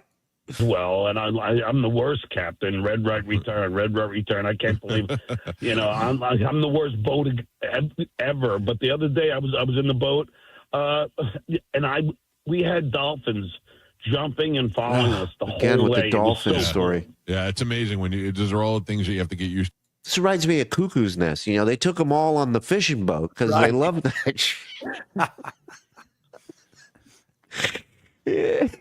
To when you're first down here in Florida. I want to come out on the boat. Where do we go? We go fishing? What do you do? You just hang out? Yeah, anytime, Mike. I would love to. Do you ever come to the Cape? I do. So next time, I don't know how far you are from Captain Brian's, but every once in a while I get a buddy or somebody. If Calta gives me the heads up on when he's going, I will fly out and join him on that fishing trip. I would love that. He was doing stand-up down there, and I'll come down there and hang out for the weekend. So for sure, next time I come down there, I would love to hang out. Uh-oh, calling him out. You can stay on the at boat. my house. I mean, I got a great house. You could stay at my house? John, I've been to Calta's house. Estate, if you will. It's unbelievable. It's very nice of you to offer that, but the amount of ball busting Calta would do about your house, please take him up on that, Mike. Please. And, thankfully my house is built in 2023. So, so it's hurricane proof because we're like, I was on the, we just had that hurricane and man, that's one thing that stinks. Mike, how do you deal with it out here with the hurricanes? I mean, it's. First of all, his house is hurricane proof. I've never heard of such a thing. There's Number no one. such thing. Yeah. No. Number two, wasn't he on stream laughing at people who were evacuating and calling them pussies? Mm-hmm. When people lost their lives afterwards? How do you deal with it, Mike? I park in the McDonald's parking lot and use their Wi-Fi. What do you do? It's ridiculous. Right. The hurricane happened before he claimed he moved there. Yep. He's fucking his own shit up. Yeah. Let me tell you, I just put a generator in for the first time this year after the last hurricane because I'll never go another day without air conditioning in this house. As a fat guy, it is not good to be in your house alone with no AC. So trust me, that's the first thing. But yeah, especially down there, you guys got beat up. So what do you do? Hopefully it's. What do you do when your mom doesn't let you have air conditioning? Yeah, you know of how to hack a thermostat system that an old woman's running from thousands of miles away. You think stalling can get me to control my thermostat again? Keeps you for the next couple of years. Yeah, no, I mean, I hope, because else I got to take the boat out of the water, and then I got to, I got to store it. It's not his boat. He does not own a boat. Calta, call him out on agree to all of this. But yeah, I would love for you to come out, and I'll take you to Lobster Lady. Wow. Hey, you talked to Jay Leno? This is the new chick he's dating. She's the lady. She's got birth defects.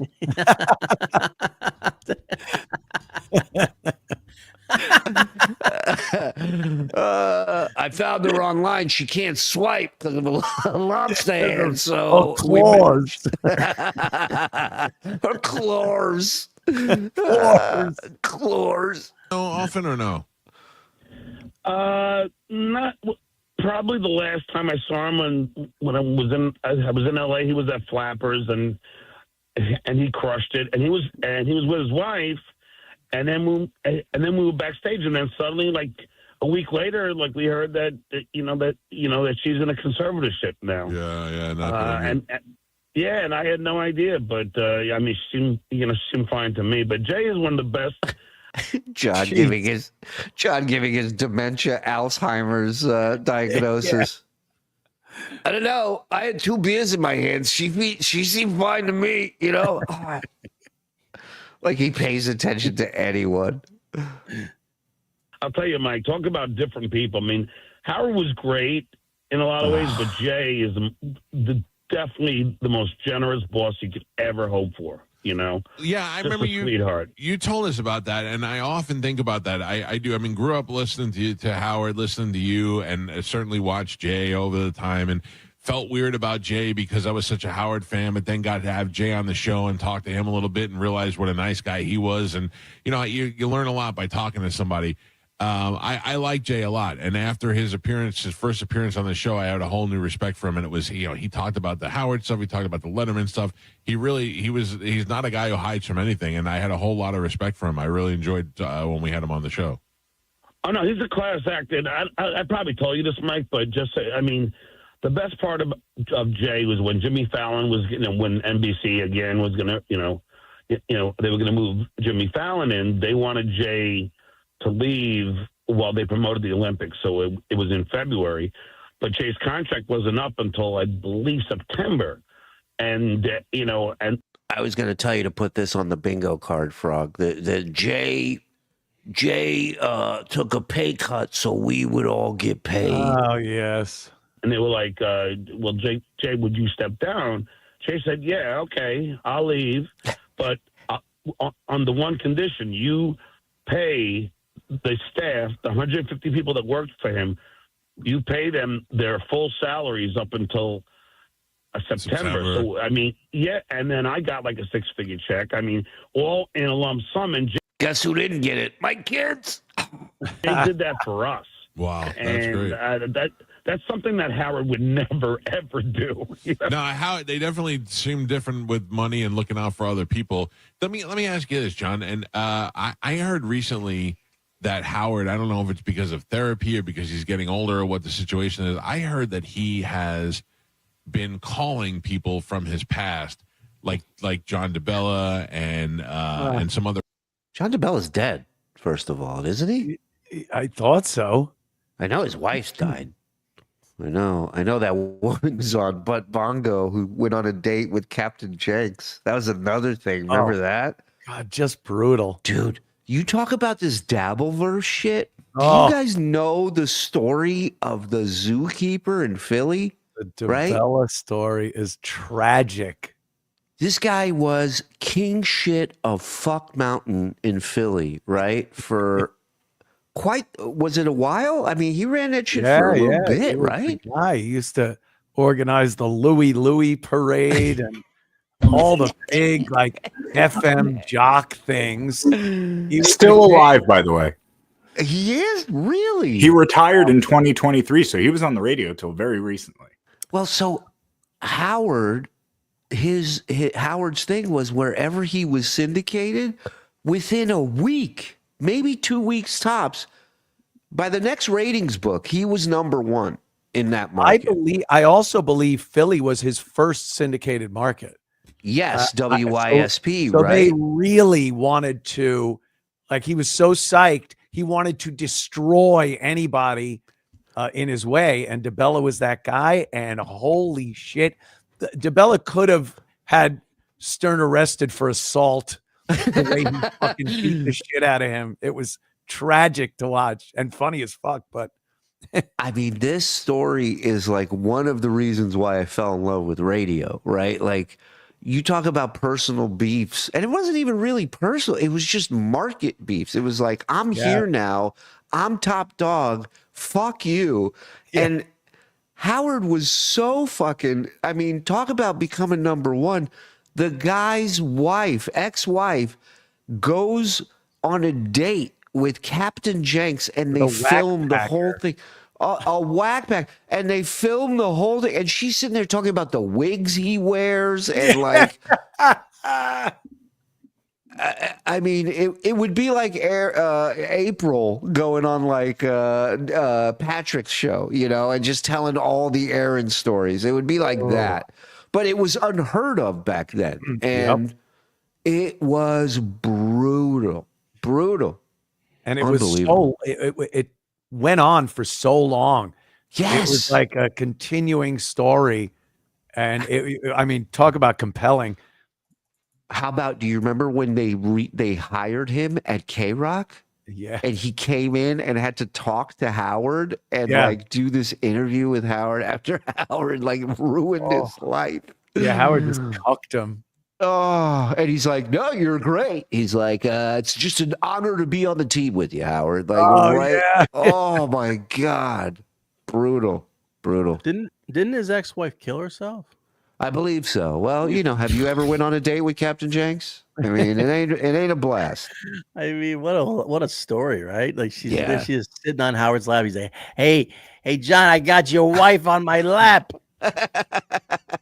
Dude, like 5 years from now, The Rock will be playing John DeBella in the movie version of this story. The radio guys that he was particularly. I guess he doesn't have my number, Mike. Well, that's what I was going to ask. You don't think there's ever any time that he'll say, "Hey, listen, I reflect on the situation.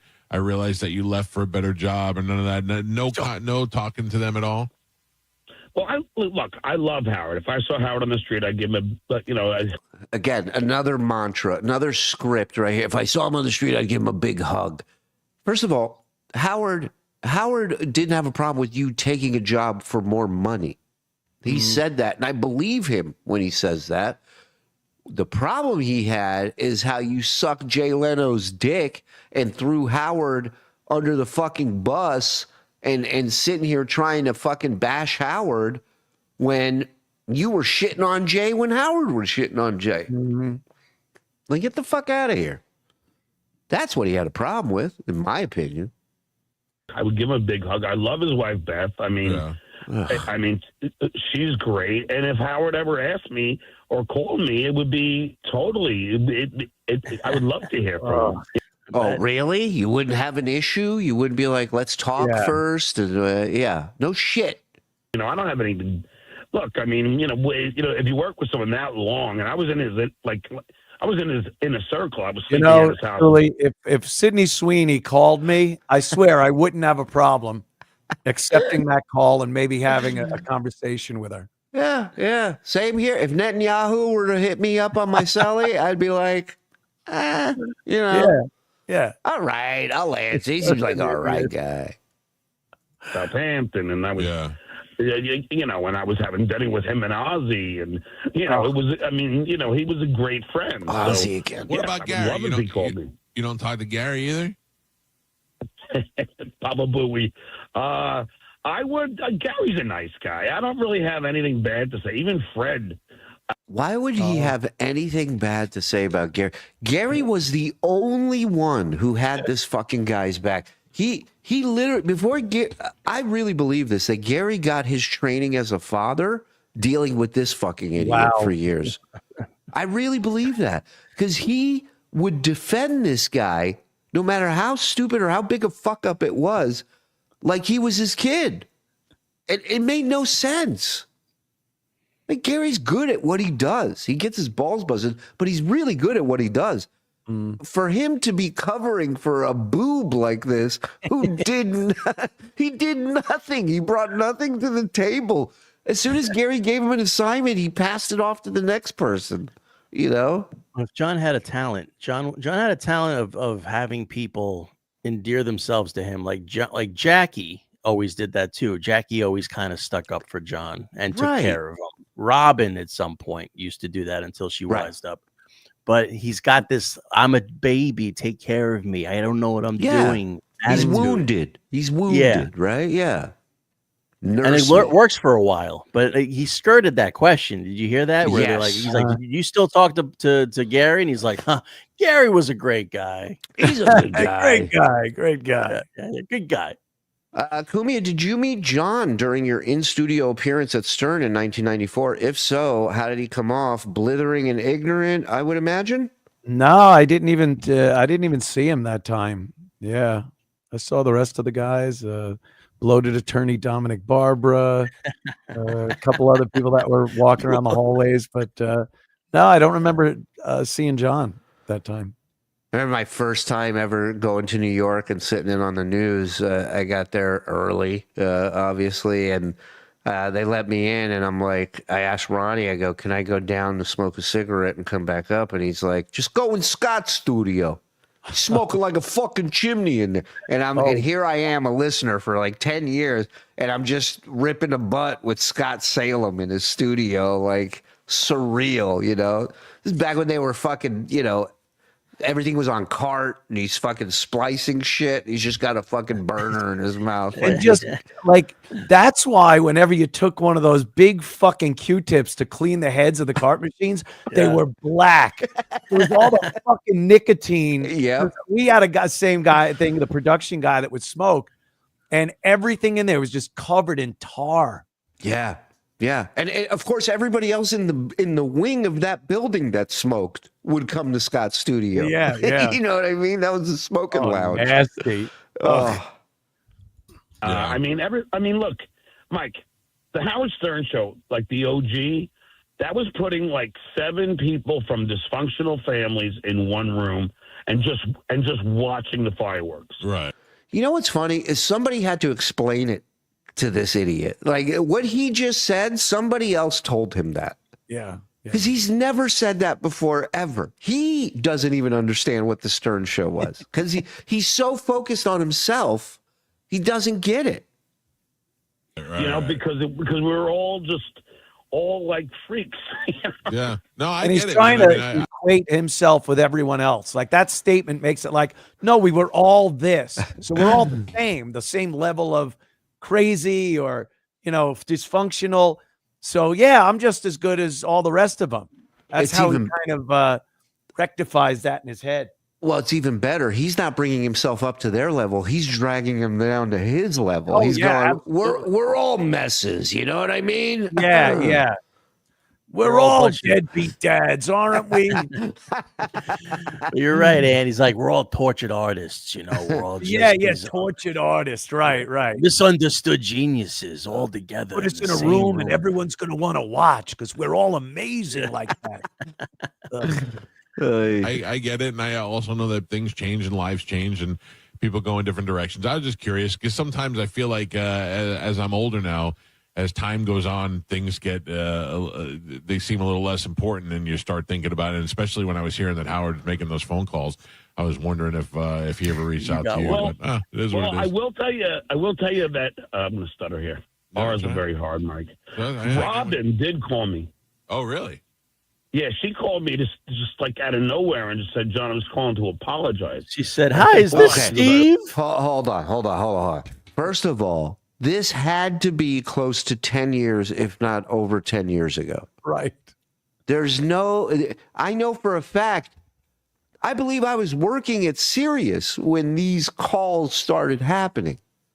When Robin, you know, she was in some sort of fucking thing where it was like it was one of the things where your buddies are like, hey, can you come to this meeting for this? And you're like, nah, I'm good. Like fucking Scientology shit. It was on ayahuasca. Yeah, and he was like making all these apology calls. You know, if I ever treated you badly. And I guess she was in some kind of like cult thing, like. Well, no. Hold on. Does Robin call you? No, she doesn't call anybody. That's the thing about this is like, this was a thing that she was doing to everybody. It wasn't, I need to call John because this is keeping me awake at night that I haven't apologized to him. That's the way like a 12-step thing, making exactly amends kind of a thing. You just, exactly. You're not picking out one person and going, oh, I should call them if they felt bad. It's a whole blanket thing you got to do. Right, and then she offers you to come to this thing for $1,200, and then you're like, "Yeah, I'm good." Let me see who I could borrow that from. I'm not very liquid, right? Well, actually, I am, but not money-wise. Yeah, that picture. Landmark or Hallmark, where Landmark. That's what it was. Landmark. She had to call everybody and like apologize. And then, so I mean, I would love if Howard did the same thing. Yeah. I mean, Mike, how great would it be if he did, bring me back for a day, bring Artie back for a day, bring Jackie back for a day? It would. I mean, the fans would love that. Tell me you can't move on in life without telling me you can't move on in life. Wouldn't it be great? How great would it be if the guy who was on AGT, who's mainstream now, would bring all the people that are liabilities back on his show? That's the way he sees people now, is liabilities. That's where he's at in his career. I will tell you, as a longtime fan of that show, from talking about from when I was in high school to my mom, when I was in grade school, my mother used to listen to NBC. This is a great point. The fans that would love that don't listen anymore. Yeah, yeah. And Howard wouldn't, like, this isn't John from years ago where it's kind of like, oh, goofy hero with a stupid guy. He's insufferable. Could you see him sitting there trying to be funny, going, ha, his wheezing laugh? He'd be thrown out in 2 seconds. Not only that, he's trying to, like, bust balls with jokes from 30 fucking years ago. He's not current. He doesn't know anything that's going on in the show. He doesn't know the staff. He doesn't know the players. Like, and what? Maybe it would be great. It would. He wouldn't like it. John would hate it. Right, but right. I think the old Howard might make an appearance for a little while. I think like 6 or 7 years ago, he set up this thing where he interviewed Billy West and Jackie. Right? Yes. He had him on a podcast. And he was the only thing that didn't have to be on that podcast. Yes. Was him. Like, they were so they were sharing stories. They were waxing poetic about being on the Stern show, about what it meant to them. And he kept on like just stampeding them with his own stuff about his gripes and his problems that he had over there. And they were cheap with him. And then Don Oldmeyer. Sounds familiar. This whole thing stuff to me. So 2 guys would sit there having a good time and one guy would throw a monkey wrench in. Yeah. But it's such a great point, because if you're a true Stern fan, like, Jackie and Billy telling stories is what we all want to hear. Yeah. We don't want to hear you trashing Howard. We want to hear the stories behind some of our favorite bits. How did Billy develop this voice? How did Jackie come up with this line? That's what Stern fans want to hear. Not this fucking angry, bitter douchebag. And the whole episode, he's trying to get these guys to join him in bashing Howard.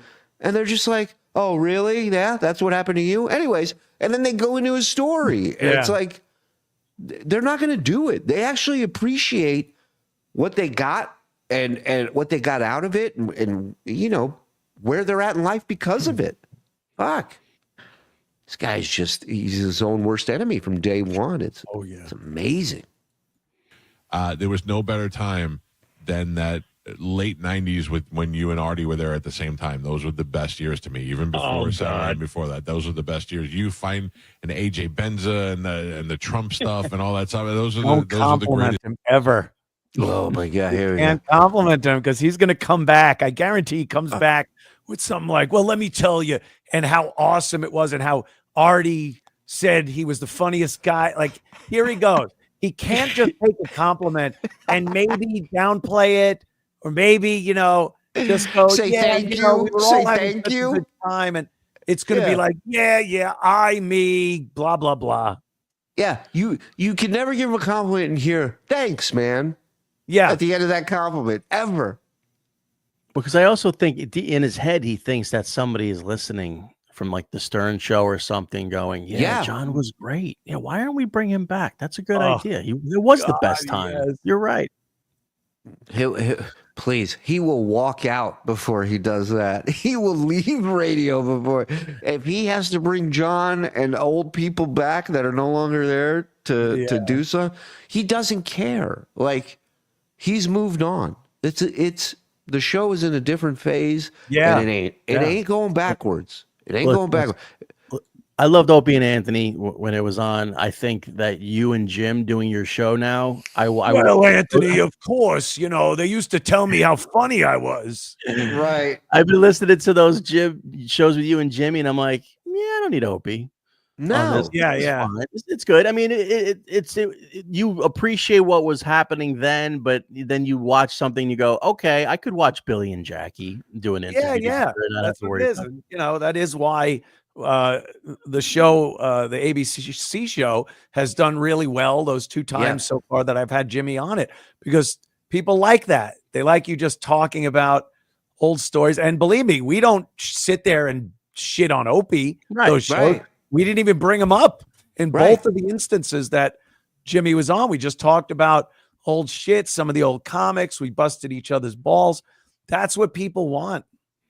Yeah, I mean, I've been a radio nerd forever, and it's like when I got to Sirius, there were questions that I needed answered as a fan of that show. Right. That I needed to know what was the deal with this, The JFK, the guy who brought in JFK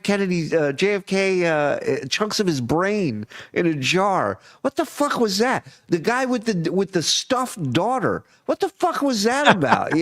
Like all this weird shit. The Jesus twins. Was that for real? Like, is Ralph really gay? Like all this stuff that you want to know. Yep. And there's so many of us that still have these questions that, if given the chance, like I remember doing some gigs with Norton, and I didn't listen to O&A, so I didn't know anything about it. And I started listening to this on iTunes. You guys used to put out a 1-hour podcast. Oh, yeah. And it was like a classic bit and an interview from that week with somebody, right? And that's how I started listening, is to the classic stuff up through the podcast. And I asked Jimmy on the drive back to New York, I said, like, what's the hardest you've ever laughed on the air? And he said it was the Patrice Bobo hard on get soft. Oh God, Yes. The way he explained it, like I wish it was a podcast, because the way he explained it, it was so fucking perfect. And it was like, the second I got out of the car and I got on the subway, it was the first thing I looked up on YouTube, right? And I'm dying laughing. He didn't oversell it. He didn't, like, it was monumental. And my point in all this is, like, there's so many of us out there that have questions like that want to know a little bit more about something that's still stuck in our brain from back then, And John's not the guy to go for those answers. No. Glad to have the boss back. Love the WABC shows. Home run, Cumia, home run. Also, Shuli, you dirty heeb. Let's play Delta Force later. Skull, gents. Oh, hey, Zen. Love tits. You're on the squad. What's up, love titsies? Anybody who shows up's on the squad. Delta Force, check it out. Come on, get in. Top of the evening, gents. Anything we are bashing this imbecile makes it a good day. Anytime, I guess. Been a rough few days as mom passed a week ago today. Thanks for the laughs. Howdy, boss. Morse first rules. Howdy. Anthony, sorry for your loss, my friend. But your dad, your mom, and that dude's dad are banging like crazy up in heaven right now. Joe, what's your favorite Chevelle song? Sorry, guys, I just want to make sure he's not a poser. TSN, where the big boys play, Jack. Do you have a favorite Chevelle song? I mean, it's a tough call, but Family System or Bend the Back Bracket, probably. Okay. Can you take both of those to the grave with you? Thanks. Sure. You guys crack me up. So enjoying this. And Cumia, thanks for being a voice of reason. Love your show. Oh, thank you, sir. Yeah. Not like you don't have a shortage of shit to talk about these days. That's for sure. No. There's plenty of nuts going on. Yes. Years, and I've learned so much about radio from listening to that, knowing what I wanted to do from listening to those years. Well, you did pretty good on your own there, Yeah, Mike. But it's all right. It's worked out. I'll tell you, Artie is one of the funniest people. Jay and Artie are two of the funniest. He wasn't funny when he was busting your balls on Twitter. I know you didn't think that.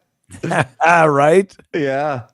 People just naturally. Like, I would have lunch or dinner with any of them, and they just are always like naturally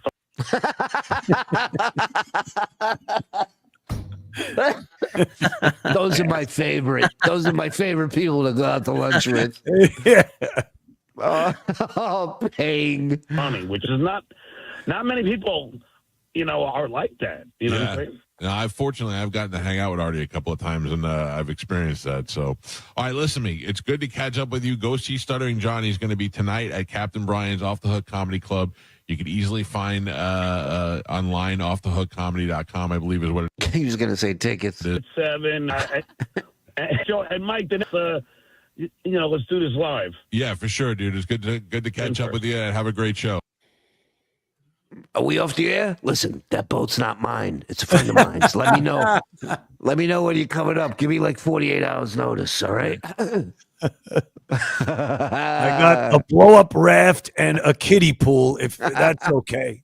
By the way, how serious is it with that guy Chad and that broad? Is there a chance I can get in there? Yeah. Oh, fucking John. Jad Allen gifting 5 tonight. Thank you, Wives Jad and Allen. kids are off limits, even to the mob. Dan Catalano gifting 5. Thank you, People keep Dan. wanting to see my shithole. So Mr. Woke cares so much about his kids that instead of confronting Zumach for that sign, he brings it on the road to get sympathy from people he meets at gigs and blames the trolls. Biatch.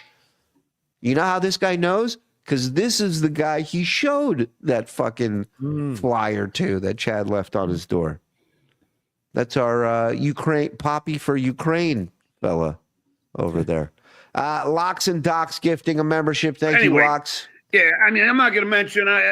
It doesn't matter, but it is like everyone. Oh, look what! Oh, first of all, my mom is a grandmother. What an ending! And Denny Cod live streams coming up. I haven't had time to do anything. Every day now is but accumulating and refining show prep. It's that's my whole life now is just goddamn show prep. You got to admit, you just turn on the computer these days and it's sitting there waiting for you. Well, yeah, right? that is true. It would be nice if you could just play clips and not have to say anything. So there are a few times you have to figure out what your take's going to be on it, how to present it in a fashion that is, the fans expect and shit like that. So it's just, I don't mind it. I like it, but it leaves me less time for video games and shit like that. And then the dog too is another full-time goddamn job.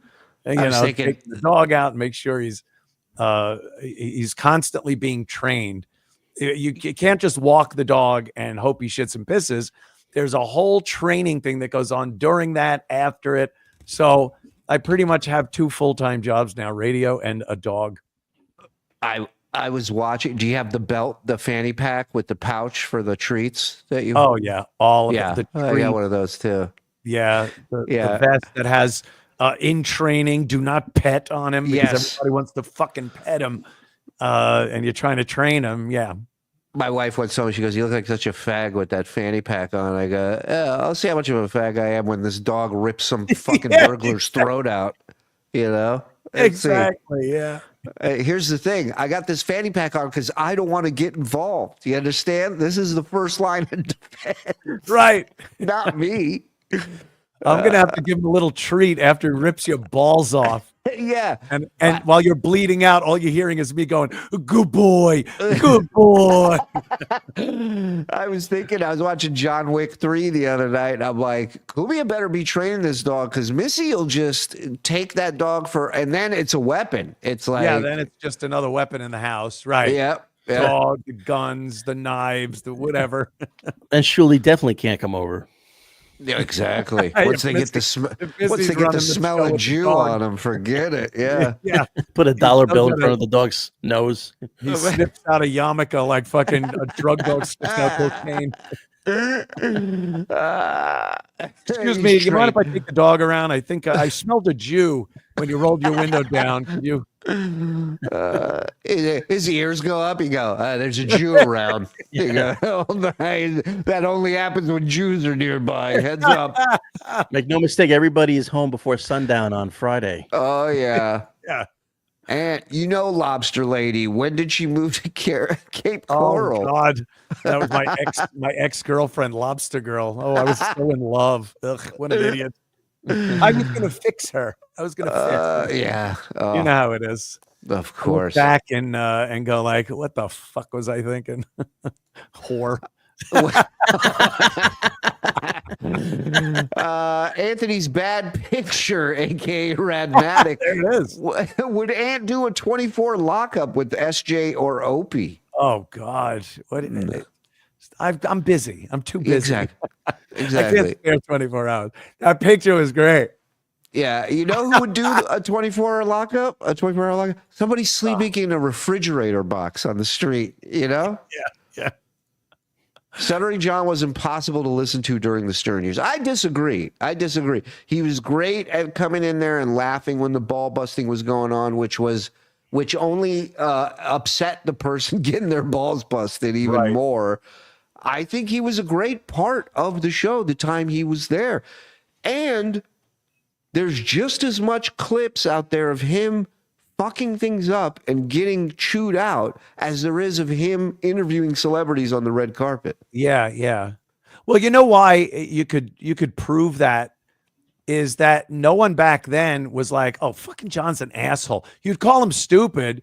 You'd say he was being an asshole in a certain episode, maybe, but no one was like, "Oh, that John guy, yeah, he's a fucking douchebag, an asshole, a hypocrite." He was just funny on the show. He was funny whether he was being hero of the stupid or doing the interviews. It was only until more people realized what he was really all about, and he started having to sell himself as something. You know, when he came out with this "I'm a liberal political guy" thing, and the stories of people that he borrowed money from and never paid back, and all those things became like, oh, he is an asshole. But it doesn't take away from how funny he was and how funny the show was back in that time he was on it. Yeah, and even before the transformation into liberal John was the way he left the show.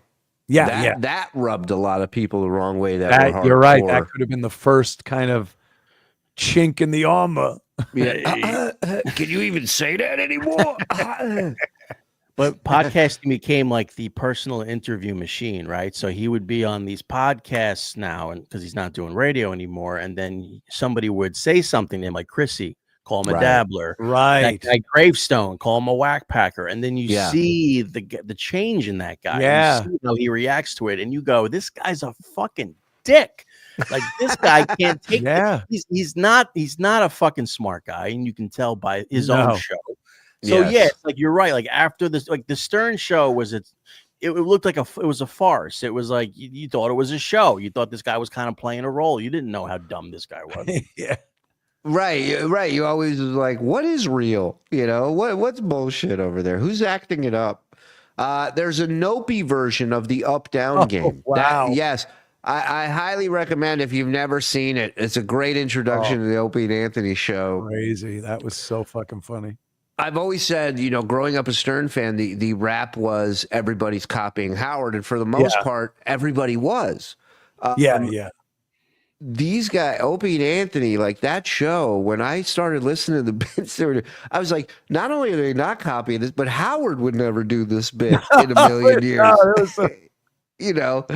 N-word or Nazi, you and Patrice trying to hail a cab. One guy dressed as a Nazi and one guy's a black guy. And like I was just like, Howard would never do this. I'm sorry. He would never have 4 comics on without a plan.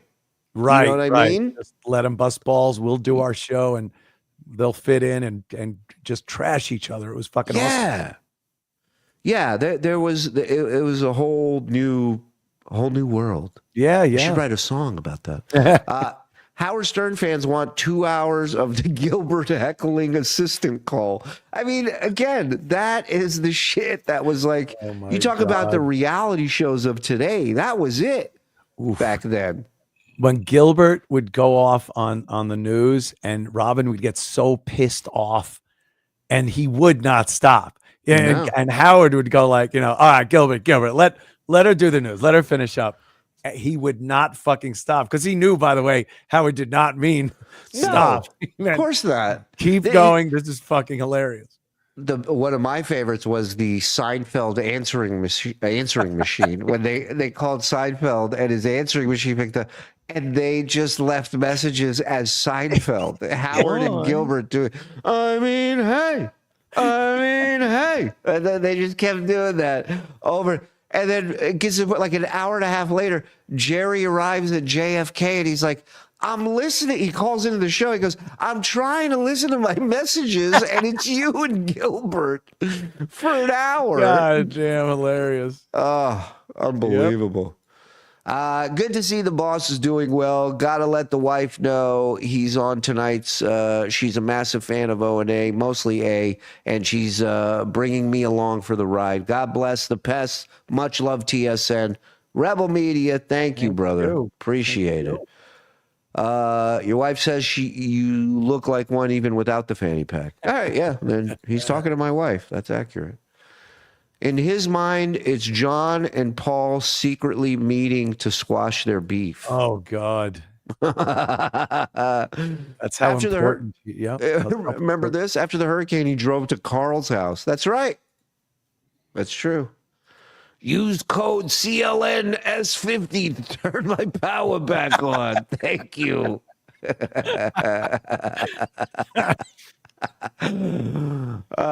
Hey, Ant, you are being generous, not busting on how much this radio show sucks. Whose radio show? Ours? Calta's. Oh, Yeah. Calta's? Yeah, I think he means Calta's. That came up earlier. Calta's. I don't know. He seems to be doing a show. I don't listen to him. I know of him, but it seems to be a pretty typical show. Yeah, it was a good interview. There was nothing wrong Yeah, there. I think he hitting on the trans thing, and some of the personal stuff. I don't think anybody would do that, especially to such a comic element as John. It's all about the funny. And he gave out Brennan's number, and you can't be upset about that. No, you can't. And not everybody should do a wacky radio show anyway. Right. Why can't you just have normal radio shows for the most? Especially now, 2025 wacky radio show. Steel Toe's the only guy who wants to do one of those. Opie too. Yeah, you're right. Those two should team up.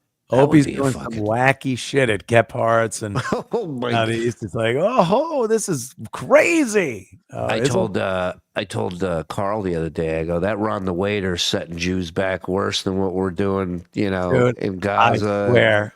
Yeah. It's bad. We were listening the other day in the car, and Missy's just listening to Ron the Waiter going, see? Do you see now what I say? She's right. I can't even give her shit for that. I'm like, she's right. She's right. Nudniks, all of them. Nudnik. And do you remember any lyrics to Steve C's Pendulum song? I just remember the pendulum is swinging back the other way. Was that his band? Yeah, he had his band. And anytime someone used the term the pendulum swinging back the other way, it soundboard would fucking without fail. So. Did you? Abonanima, Steve. Abonan. Did you run sound effect? Like, did everybody? Oh have yeah, a, that was. Yeah. I had the machine I used is actually this one right here. Oh, that's In cool. my studio, I haven't hooked it up or anything, but some of the original, a lot of the original sounds from the old O&A show are still on that fucking machine. Is that the one with the wheel on it, where you twist the wheel and it? No, it's the buttons, and then it's got templates. You got to put templates over the buttons and then change the channel of it. It's archaic, but boy, that thing was a star in its own right. And I imagine, being a fan of Howard, like hearing what Fred did with carts back in the day was like insane, right? I think everybody listening to the Stern Show would conjure up an image of what that studio must have looked like during a show. And Fred was it was all about pulling carts and hitting sound effects and just perfect. Awesome. Yeah.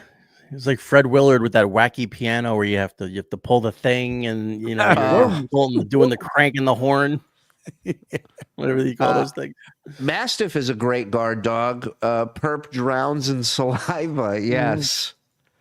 Oh, the other day, the guy came to check the air conditioner, and she gets the mohawk down her entire back. She's all black, so she's right. Black. I mean, it looks like a dog that came straight from hell. It is terrifying. And I didn't know he was out, and I opened the door, and she goes running out. And just jumps on him with both paws and ears down, getting pet. I'm like, what have we been working on all this fucking time? What are you doing? Supposed to at least hurt the guy. Jesus. Y'all read my shit in an Uber. It's awkward. Hi, Don. Oh, hey, Mr. Beef Drippins.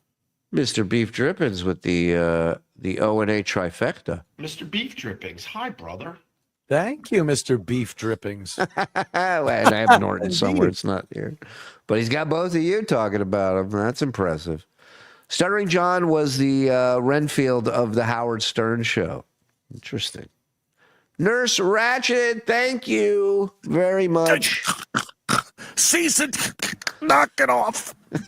Imagine if Stuttering John stayed with Howard.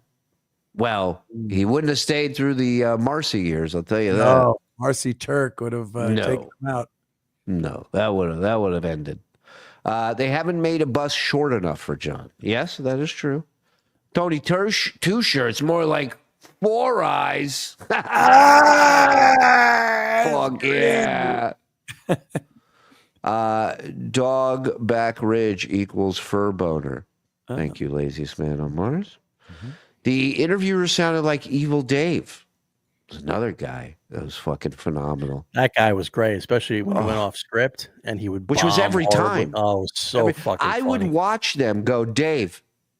I would watch Will because Will was like his handler. And Will was like, you see this sheet? Don't read anything. Will's from Philly, so he talks to people like a fucking animal, Like I'd watch him do call screening sometimes, back in the day, and he'd be like, "Well, you want to talk to Howard about? Hello? Call back on a land, crash into a bus." It just hangs up on people. So he would be like, "Dave, this is the sheet. Do not deviate from this. Do not go." First time he goes to him, Dave goes for a fucking line off top of his head. And Howard would look right at Will and be like, "What the fuck?" It was like, "I don't know what you want me to do." He's out of control.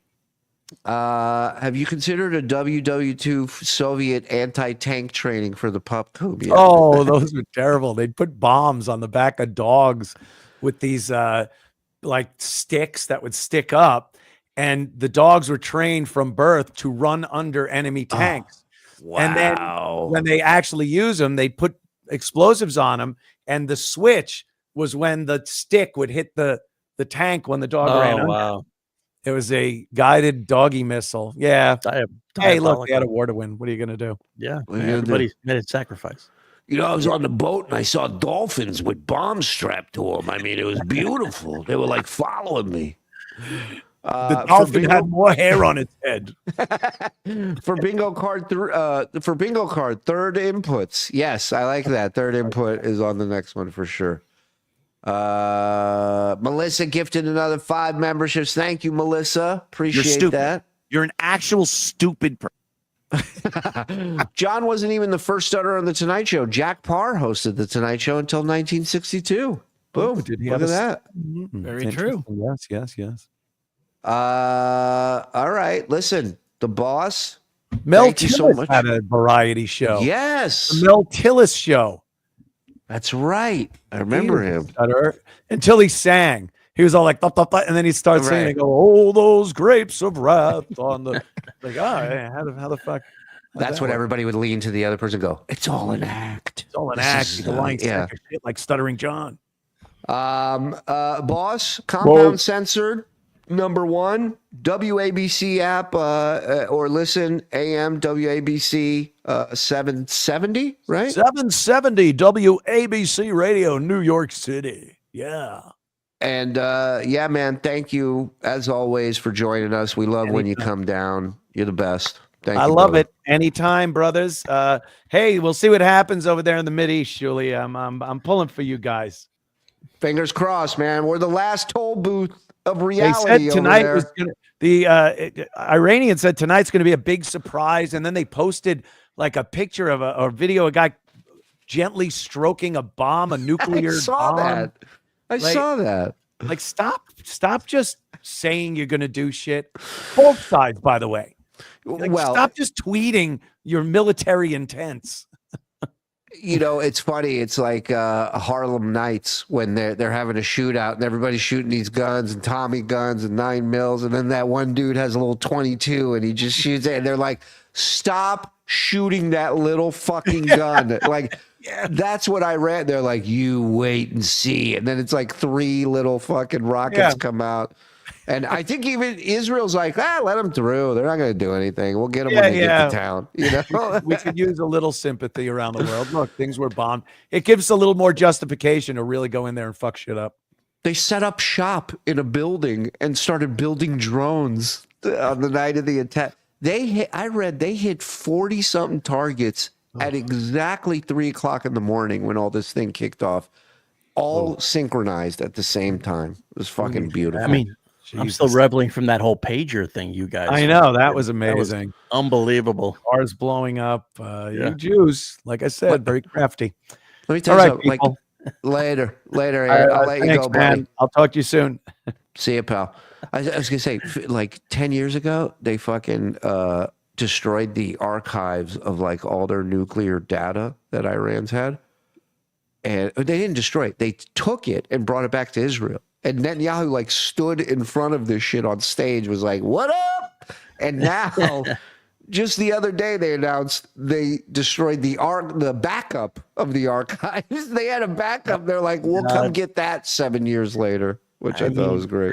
How do you blast a civilization back to the Stone Age when they're already in the Stone Age? Do you know what I mean? Like, it's dude. What's crazy is if you Google Iran 1970s, Afghanistan 1970s, go take a look at what that life looked like back then. Paradise. Like, women are wearing skirts, like they're smiling, they're having a good time, like there's really nice cars. And I get people are like, we don't need to be dragged into war. But understand, if you give a shit about the people of Gaza and you give a shit about, you know, people that are oppressed, for 50 fucking years, people of Iran have been forced to follow this bullshit. This Iran is spreading terrorism all over the fucking globe, and they've had enough. If you're a parent, you want your kid to have a fucking shot in life. So the only way this thing gets done the right way is if the people fucking rise up and go, and they're ready. They're ready over there in Iran. Yeah, for sure.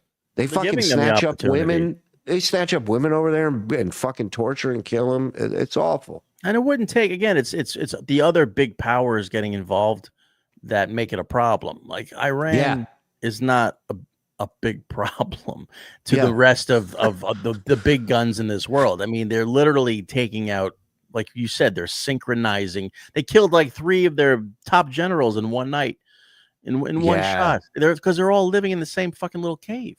Yeah. You want to talk about how happening it was in the 70s? They had their own Studio 54 back then. Lebanon in the 70s was the Casbah. It really was. Absolutely. Absolutely. The Iron Sheik was the bodyguard for the Shah of Iran living in the Highland. Listen, one of the coolest moments for me as a wrestling fan, as a human being, was being on the road with him one night with the Sheik and hanging out in his hotel room, getting stoned, and he pulled out his scrapbook and he opens it up and he starts showing me pictures of him as a bodyguard with the Shah of Iran and his medals and all this shit. And he was so proud of it. And he hated what had happened to Iran. He hated that. He used to always say, Shuli baby, we are the same. Jews, Arabs, we are the same, baby. And he was right. He was right. No, it's again, somebody just says it's Fox News. It's not a conservative thing. It's fundamental religion. When it runs a country, it could be a bad thing. When something like Islam runs a country, or even too much Judaism or too much anything, you start to oppress everybody's personal freedoms. I was born and raised in Israel. I got family there. I don't sit here and talk about this shit every show. I don't bring it up ever. So it's like, you know what? Now's a pretty good time to bring it up and say, you know, as an Israeli who had nothing to do with this, you're welcome. You know? And as a palate cleanser, real quick. I know what I keep seeing behind my back on these other accounts. Don't sit here and tell me that you wasn't doing stuff behind my back when I know what I could keep them seeing, especially when I keep seeing all these women having what they fucking have. I see chin hair. I didn't hear a goddamn word she said. Well, a second play is not going to help. I'll be honest with you. But I got to say, I think what we need to do one night is go through who we've found so far on TikTok, and maybe the audience can give us a point system. So 1 through 5, 1 through 10, these guys rate them. And then depending on how many points each person gets, then we can seed them, and then we can start the tournament. Mm-hmm. Something like this, perhaps? 10. People better be nice to me on TikTok here and be my friend and do things with me on here. Okay. Sold. That's it. That's all she wants. Fuck. I love it when they get to you don't even know what the rest of her looks like, because they only just focus on, they only just, you know, shoot. It's like if you've ever been to Amsterdam in the red light district, and you can walk around and you see all these whores in the windows, right? And it's like I used to call it a whore aquarium. You know, you can tap the glass, you know, get them to move and shit, and that's what TikTok is, but for like weirdos. Like TikTok is like this red light district where you could just walk through and see all these fucking freaks in their little booths and windows. Yeah. Things like this. I'm at the beach. I'm at the Lakey Beach. Yeah. I'm at the Lakey Wiki Lake. I'm at the beach. This guy's good. This guy's good. Like I would give that an 8, 7, or an 8 personally. Israel is committing genocide in Palestine. Yeah, that's why their population goes up. For the record, there is no Palestine. Look at a map. I mean, I didn't even want to get into that, but whatever. That's a Syrian saying. And in the meantime. Yeah. He's one of yours. Everybody shut up. Enough about Middle East. Let's get real. Let's get serious. Oh, that looks good. Pause it. How many bites is this thing done in?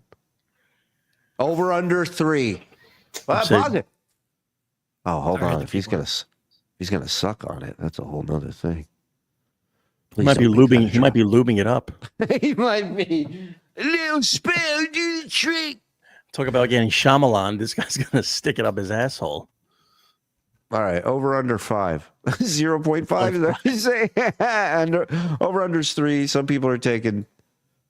I don't think he's gonna. I think he's gonna not finish it on stream. He's gonna take a few sucky licks. He's gonna be a gentleman about it. Yeah. Oh, this is lovely, isn't it? Lovely, lovely. Not my cup of tea. All right, let's go. Oh my god, that is amazing. Oh, what's going? What are we doing here? Oh my god! It's really, really nice. This took a turn. I'm gonna put some on my face. This is the only fans I subscribe to. Yeah, I would subscribe to this. Hey, he gives a. Let me tell you something. He knows what he's doing. He knows his way around an icicle. Let me tell you something. If you get hard watching this, you really love popsicles. Yeah, this is what glory holes are for. Like that's a 10. Yeah, that's a 10. You know, that's a good blowjob, man. That is something no out of sight, out of mind. He just went from a 6 to a 12. You see what I'm saying? And then we give. Am I sure I'm allowed to? I'm not. I don't even know what the hell we just watched. But I can tell you that we're going to have a whole tournament of our TikTok faves. Segment's called TikTok Toe.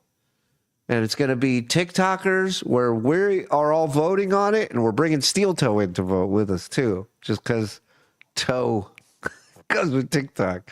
25 months, I have no words. You don't need any words, Mr. Faversham. You're a legend around here. STDJ's career is an eternal con. That's beautiful. Well, bravo, Eugene. Bravo. Take a bow. Dabbler audio from tonight is going to be great. Dabbler audio. All right. How much do we owe if we win bingo? I think they meant from John's show because he's got the show. So some dabbler is there recording either the show or John afterwards at the meet and greet or whatever. Oh, Stuttering John is live on radio 102.5 Tampa. Hold on. This is from Joey at 9:20 p.m. Oh, my he's time. probably not on anymore. Oh, well, wait, that's my 9:20. time, so that's What was 10:20 it? your time. 102.5. Yeah. Sorry. 102.5. Yep. 102.5 Tampa, the bone. Put it in your mouth. Thank you. What are you doing for money? Duh, my kids. Blah blah. What are you doing for money, my kids? John, yeah. I just put the link in the private chat. You can listen online if you want to try and. I also in the Discord, guys, I put the celebrity guests for Eternal Con this year. If you wanted to check out who else is going to be there, seems like a pretty. I think this is Calta's station, so I think it's just a replay of John's appearance on Calta's show. He's not on twice. So that's Calta's channel. 102.5, the bone, lick it, suck it, bury it. Thank you. John, your interviewer, woof. Well, it's not her fault. Super chat censorship is trash. We don't censor anything, monkey. How dare you? As a father, if your kid is transitioning, you missed the boat 5-10 years earlier. All momentum. It's okay. I own it. When's the next raid? I'm coming in hard. Sup, Ant? Saturday, most likely. Why is Frog so racist? Because the air is free. Boom. Is that the end of that joke? Yep. What do you call a wizard? A mancer. Come on, Johnny. You can pull this one out. Tell the Ringo Starr story. It's gold. I think you guys hit Saturday is like prime time for raiding. For raid. It's when all the weirdos have their I channel. agree. Hold on. Okay. Michael Papa John. Oh, Joey G. One of the funniest. Maybe that's something we should watch on Rumble is the uncensored Artie drunk in Vegas. So wait, this is John and a bunch of people from The Sopranos? No. Go back to the top, please. There's a whole eclectic group of people. I think there's people from the. Oh no, it's mostly Sopranos. They're all from The Sopranos. Allison Sullivan from Power Rangers. I don't know that. Power Rangers. Okay, next. Michael Papa John, who I imagine told him about this convention at the last convention. I'm trying to make that connection. You're right. Kathy Narducci. She's from Sopranos. Yeah, this is in Jersey, right? No, this is the one in Chicago, I think. Ooh. Okay, go ahead. No, Keep it's going Long down. Island. Long Island. Yeah, it's in the East Coast. Or isn't he going to one in Chicago as well soon, though? I want you to go to Chicago. It's not this one, brother. Artie Bucco. He should just change his name to Artie Bucco. Nobody's calling him John Vegemite, whatever the fuck. Matt Servito. The FBI guy. Okay, go ahead.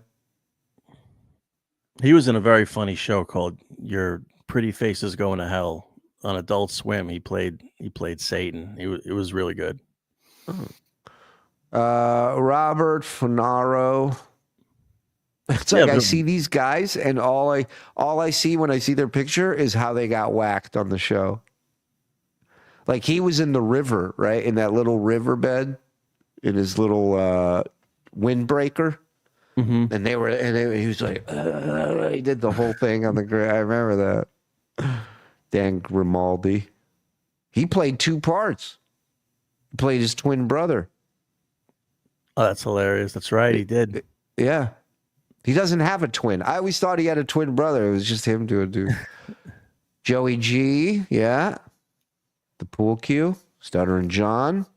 No, that was Oh, that Vito. was him. That was Vito. Yeah, he's You're right. Vito. Yeah. All right. So Sopranos Con. They put all the homos together. Anthony. Thank you, Nick, too. Appreciate it. Oh, I'm fucking ready with a setup on Saturday. All right. Everybody calm down. Explosion is not a bad dog euthanization. All right. Anyone notice he hasn't done his Lesbo story lately? Yes, I have. He's put that on the back burner. If you're going to do something, just do it. Boom. Just do it. Aku. Can't wait to see who spawns the sun first. You can thank the Shah for being awful and Jimmy Carter for being a moron for the rest. Yeah, you're right. I saw a tweet where somebody was like, it's a shame Jimmy Carter passed away so he couldn't see his proudest work fall apart. When the fundamentalists on religion are nuts, it's a problem. You don't see radical Buddhists or sheiks doing crazy shit. Yeah, and I've said Israel. All right, never mind. Who cares? What do we got here? This gold mine. I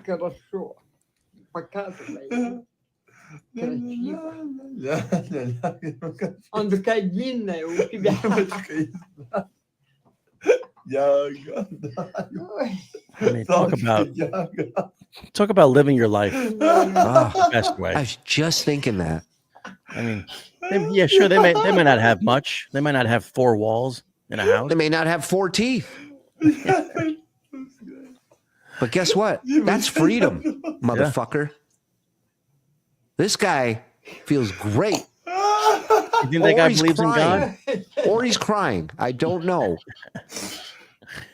He's got 1 chopstick, which is sad. It's going to be a long meal. Yeah, it's going to be a long meal when you have 1 stick to eat those noodles with. What is this? Benice, motherfuckers. Benice? Nice. What's Benice? Be nice. Oh, be nice. I didn't see the picture. No, I got it.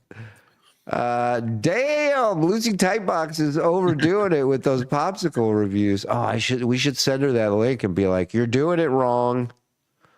What's going on here? Another day of making some of y'all uncomfortable. Love you, son. Love you. Oh, don't do it. Oh, this is going to make out with them. Thank God. I was about to scream at you, you fucking idiot. Make me uncomfortable for loving your son? No, that's fine. Put a shirt on, though, when you're hugging your son. That's what that made me uncomfortable. Yeah, thanks for whoever sent me that. Yeah, I am. I too am out of material. Maybe next month. 26 months for John's Earmites, a legend around here. Speaking of legends, thank you to the boss, Anthony Cumia, for jumping on with us tonight. Thank you to all of you in here joining us. Hit like, hit subscribe. Get yourself a tier 1 membership.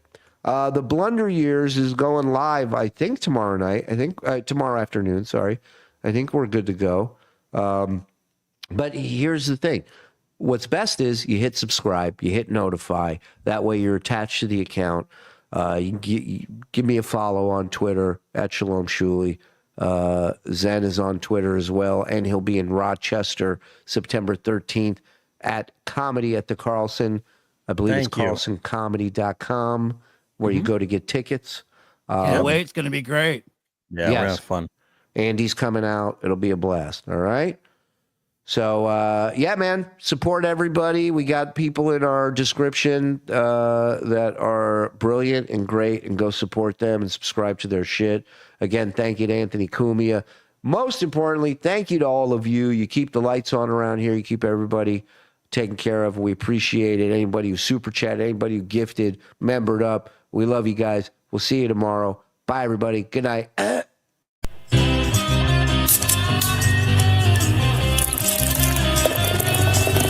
That's all for the Uncle Rico Show. That's all for the Uncle Rico Show. Grab one more beer and shout out, Skull! Good.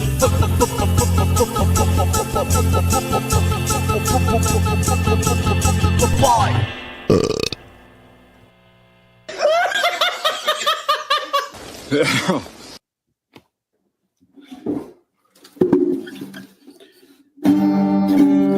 Okay.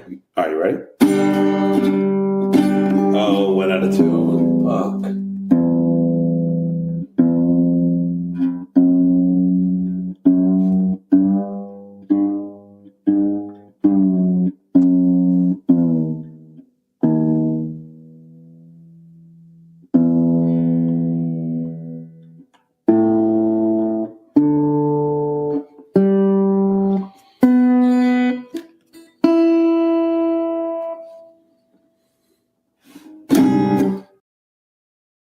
Yeah.